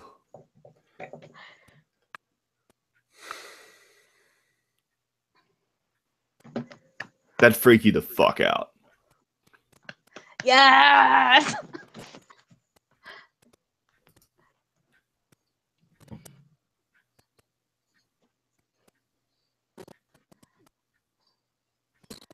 Ooh. Get it. Yeah. And just the smiling face. Arya's messed up. I know her character's a little boring in the last season. Overall, she's my favorite character. So she better do some real cool shit this next season. I never was that big a fan of Arya. Yeah, Arya's not that big of a... I'm not that big of a massive Arya It's one fan. of those things that I think you would have to be female. Because well, not right at this exact moment, but when she was in like the first couple seasons, I could like relate to her. Oh, some of her best scenes was when she was with Tywin in Harrenhal. And they had when he was like her cup girl. Like those scenes between those two were great. That wasn't even in the books. That was all the show. That was one of the best changes they've made. Because you could tell that he knew that she was, smarter than she was letting on, and she was trying to just be smart enough that she wouldn't give herself up. But yeah. Yeah.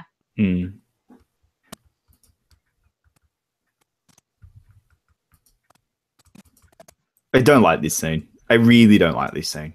Just because I don't like Littlefinger in this bit. Like, I don't like that his ultimate goal is because he loves Sansa. Like, I don't like that. Like, I get his ultimate goal wanting the crown, but I don't like that it's with Sansa by his side. Like, it doesn't fit the Littlefinger in season 1, and that just annoys. And Littlefinger hasn't changed at all, and that just annoys me. Well, his goal has always been Catelyn, but Catelyn's dead, so he's shifted his goal to Sansa, who is supposed to look just like a young Catelyn. Which she doesn't. Well, she's supposed to.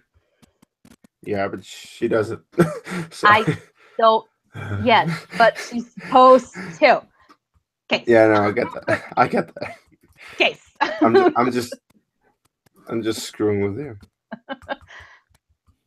I remember back when season 1 was out, like, I think Littlefinger was one of my favorite characters, or I liked him until he, turned on Ned Stark. I'm like, no. Yeah. Not anymore. because I thought he was on their side, but then he was on his own side. It clearly wasn't. He's always on his own side. That's the thing you have to remember about Littlefinger. He is always only serving himself. Everything he does is for himself. Because when he pulled when was it Ned tried to get arrest Joffrey? Yeah. Yeah. And then the soldiers turned on him, and Littlefinger came up and put the knife to his throat. That's the end of episode 8. No. Yeah, he's like 7. Yeah, episode 7 of season 1. Because he said something like, "Well, I told you not to trust anyone," or something like that. Mm. Here it is. Good old The data Uncle dump. I'm just gonna drop you off by this tree and leave with the horse. All right. Well, so it's a pretty interesting tree. It's a very interesting tree. But now Mira's got to carry Bran.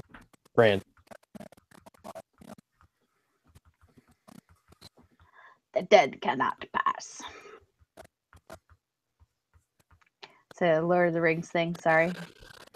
Well, that's now true in Game of Thrones. The dead cannot pass. It was made by those who are dead, and the dead keep it. Now I gotta go watch Lord of the Rings. Damn it! Well, just wait until September. There was 14 hours of my life. I can't wait until September. I'm legit trying to hold off on watching these movies so that it's like more fresh, but I'm having such a hard time. I rewatch these movies all the time. Yeah. I used to, when I went to bed, I used to put on like the different commentaries and the behind the scenes like this. I've seen those probably 24 times. I don't know, probably more than that. In the summer, I used to sleep on the couch in our living room because I would just put the movie on and then I would like fall asleep to it. And then my parents would be like, "Why do you do this?" Like every night. I'm like, I don't know. I don't have a life. Right. Find me some friends and then I'll stop sleeping on your couch.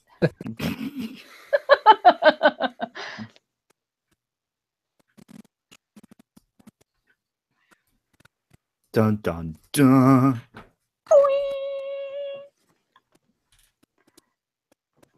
Do you ever think we see Bran warg into a dragon over the next 2 seasons? I would love that. Ooh. I don't think so. I do think we get the ice dragon though. Like the ice dragon. I hadn't even thought of that. So here's my theory on what we get. Okay, so either the battle on the seas that happens between Daenerys and what's his name? The uncle. Oh no, Greyjoy. Yeah, the uncle. Yeah. Oh, Baelor. When that either has to result in a dragon dying, because or it's just a battle and they lose ships, because all 3 of those dragons can't be in Westeros. It's just going to be too overpowered. Yeah. But if all 3 dragons do make it to Westeros, your 3 dragon riders, Jon, Daenerys, and Tyrion. They're your 3 dragon riders. And Tyrion will be revealed as a Targaryen. It has to happen. He has to happen. Yeah. Anyway. Accurate.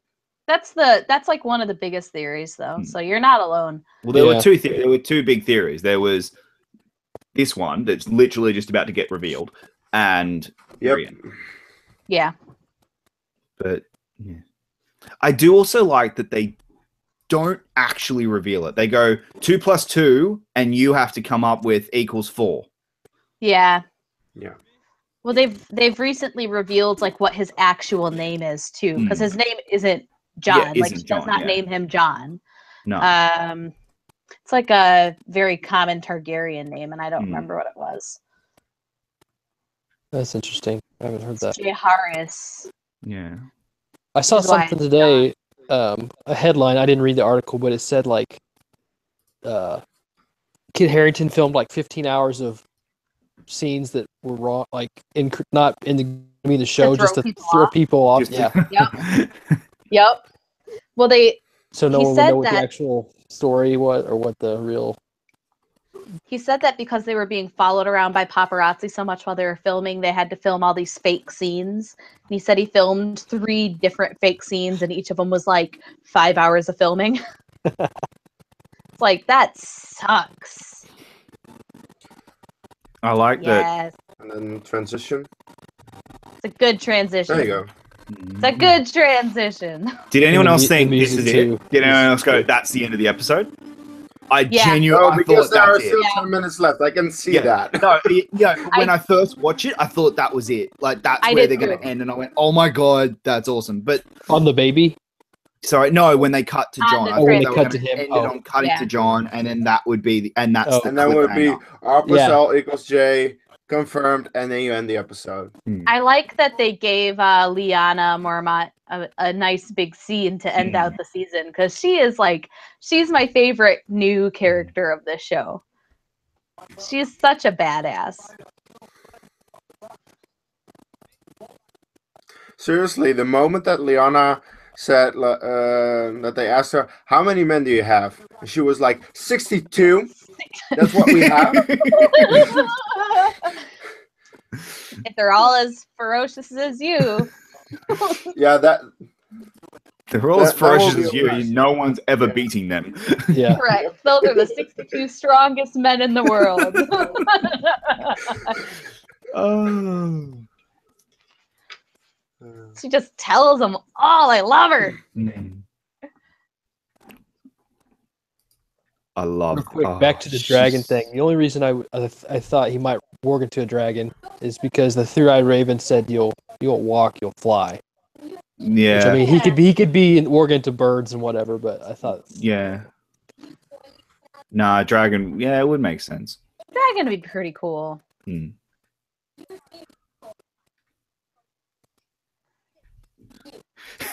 I love this. Yes. Get She's it, like, girl. You fucked up. You fucked up. And you fucked up. and they're like, oh yeah. The North remembers. But the king in the North. Yes. Look at Sansa. She's just like, oh, I'm so proud of her. Until the last day. Yes. New king in the north.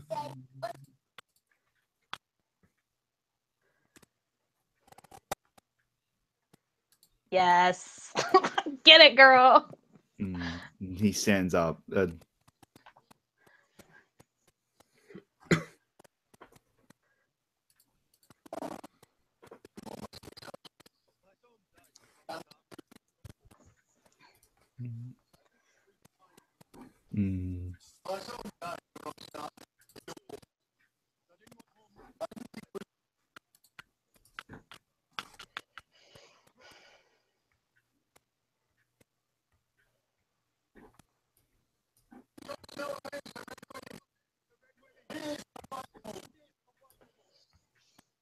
I miss Ghost.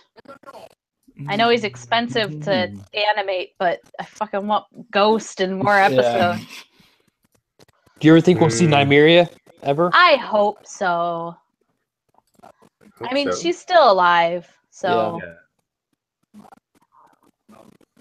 I love. Oh man, this whole season just ends on like, all right, we're giving you the moments you want, like that you have wanted for years. We're giving them to you. Well, and my general thought on this show is when you get an episode that makes you feel good, the next episode is going to be the worst thing you've ever seen.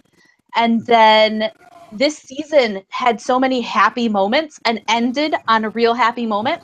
So the next season is all just going to be like shit firestorms all over the place, and people are going to be dying left and right, and you're going to be crying the whole season.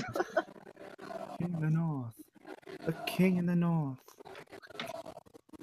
Yeah, this not only is it the best finale they've ever had, I mean, it's one of the best episodes they've ever done. Yeah. Definitely. Like, if there's so good. It's just there's not a bad scene. There's not every scene just pays off. Mm-hmm. Every storyline. Full season of payoff. Like, it's just It's an episode of just paying off an entire season, and this is how you do a finale. Yes. Oh yeah.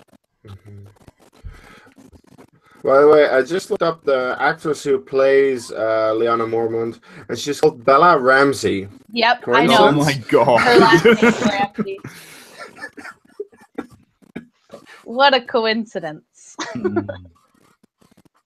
Cool they got a Ramsey on the show that's not a complete bastard. Hey, the Queen. I mean, again, you can't even take a breath.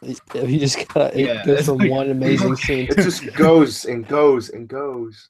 So You keep thinking it's gonna end because it feels like it's And wrapping up, and then another scene starts. It's Like I forgot about this scene. Like, and I've seen this episode several times. Yep. This is so much. And after the scene, there's yet another scene. Yep. Because you got to get back to Danny. Yep. Mm-hmm. Well, in that last scene with Danny, like, where It's she's fucking going, amazing. oh my gosh, it's like I've been waiting the whole show for this moment. For that to happen. Finally. 6 Only years. took 6. Yeah. well, I remember like before these episodes started, I said the one thing I want more than anything is I want the last shot of the episode to be Danny in ships going towards Westeros and a dragon flying towards the camera. That's lit. I said this for weeks before the finale. I said that has to be the final shot of the episode, and it was. And I was just like, okay, I'm so happy about this. We're all in agreement. Jamie's the one who kills Cersei. If Cersei dies, Jamie kills her. I hope so. I think so. Yeah. That's gonna happen. And if it's not, yeah, or at least he has to at least attempt to be the one. Yeah, like he might not succeed, but he's the one who attempts to do it.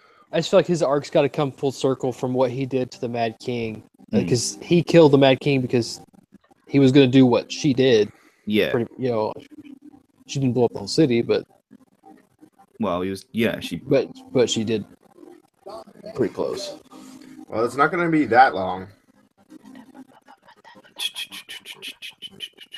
This music is so good. Yes. Danny. The final scene. And the Greyjoys. Gosh, those seeing Theon there, those torture scenes of his from season 2. Oh, they're hard. Season 3. They're so hard. 3. They're so hard to. It's so hard to watch. Yeah. It's awful. I can only imagine. I had to skip through some of that. I'm gonna rewatch. Just it's not even just that part, but everything. Yeah. It's so rough.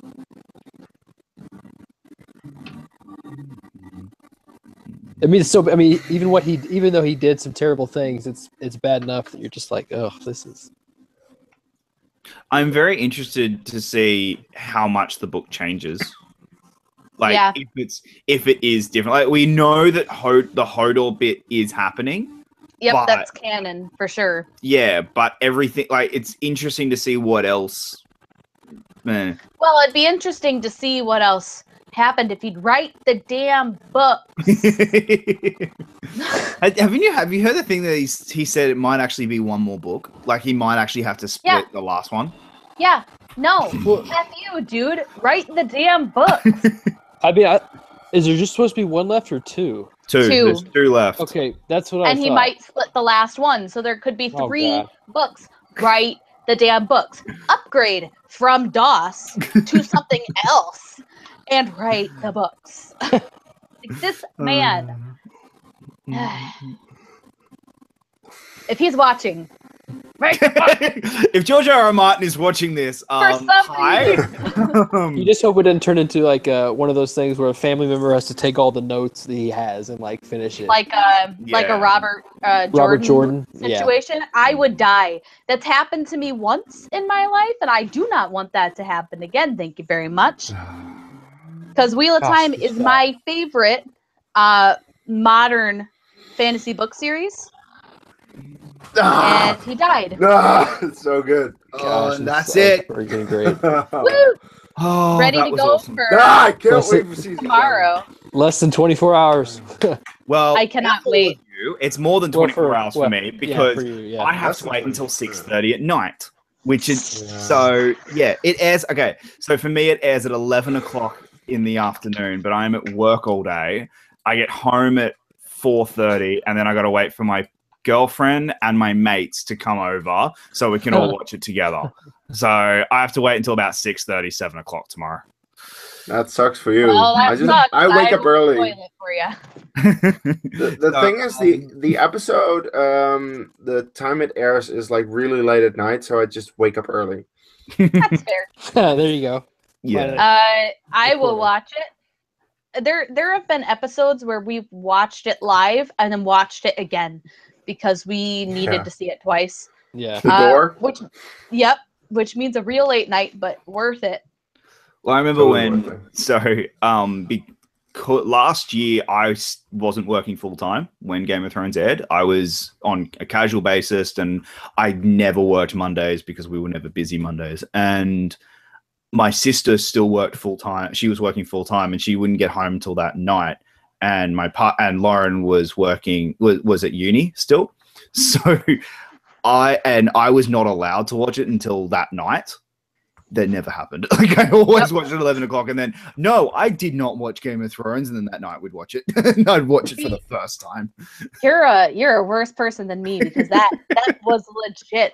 My husband worked like every Sunday night for like the first 6 episodes of last season, and he'd get home at like 12:30, and I'd have to sit there and like, okay, I won't watch, and he'd come home. I think I'm too tired to watch the show tonight. We'll have to watch it tomorrow. And I'm like throwing shit. I'm like, no, we are watching this. You will either fall asleep on the couch or you will watch it with me. I'm not sitting another day. My boss on Friday was like, so who's going to be my supplier of Game of Thrones this season? And I was just like, but thank you guys for joining us for this watch along of Game of Thrones season 6, episode 9 and 10. Tomorrow is the big day. We will probably end up talking about it on the live show if Evan and Chris and Matt can actually catch up on Game of Thrones. If Chris can just catch up with 2 seasons. Evan hasn't even started. No, exactly. neither is Matt. Matt and Evan haven't started, so it's kind of an issue. Yeah, but we should just not invite them. But that being said, I'd like to give a shout out to our special guest for joining us for episode 10. Chris, where can the good people find you other than writing questions for the Schmodown and us yelling at you all the time? Oh, that's right. Thank you guys for having me. Just find me on Twitter at Schlick51. All right. Kees, where can people find you online? You can find me at the Dutch Movie Guy on YouTube and at Dutch Movie Guy on Twitter. All right. I'm guessing you'll be in bed in about 2 minutes. No, I'm actually pretty awake right now for some reason. Because you just watched Game of Thrones. Okay. Yeah. Kristen, where can good people find you online? They can find me determining if I should finish off a bottle of wine tonight. That's about halfway done. Smith_K10 on Instagram and Twitter and Stardust. Twitter. That's interesting. What is that? All right, guys, you can find me online just at Jacob Blunden at Twitter, Facebook, everything. Remember, guys, in September we do have our charity watch along event of the Lord of the Rings marathon. We're doing all 3 Hobbit movies and all 3 Lord of the Rings films. Make sure in the description below is the event. Make sure you like it. Go to it. Donate if you can. Where all monies are going to Make-A-Wish Foundation America. Thanks, guys. We will see you next week for our watch along of the Chris Nolan film The Prestige in honor of Dunkirk opening this week. So we're really excited for that one. Until then, I'm Jacob from Take 3. See you next time. Take care.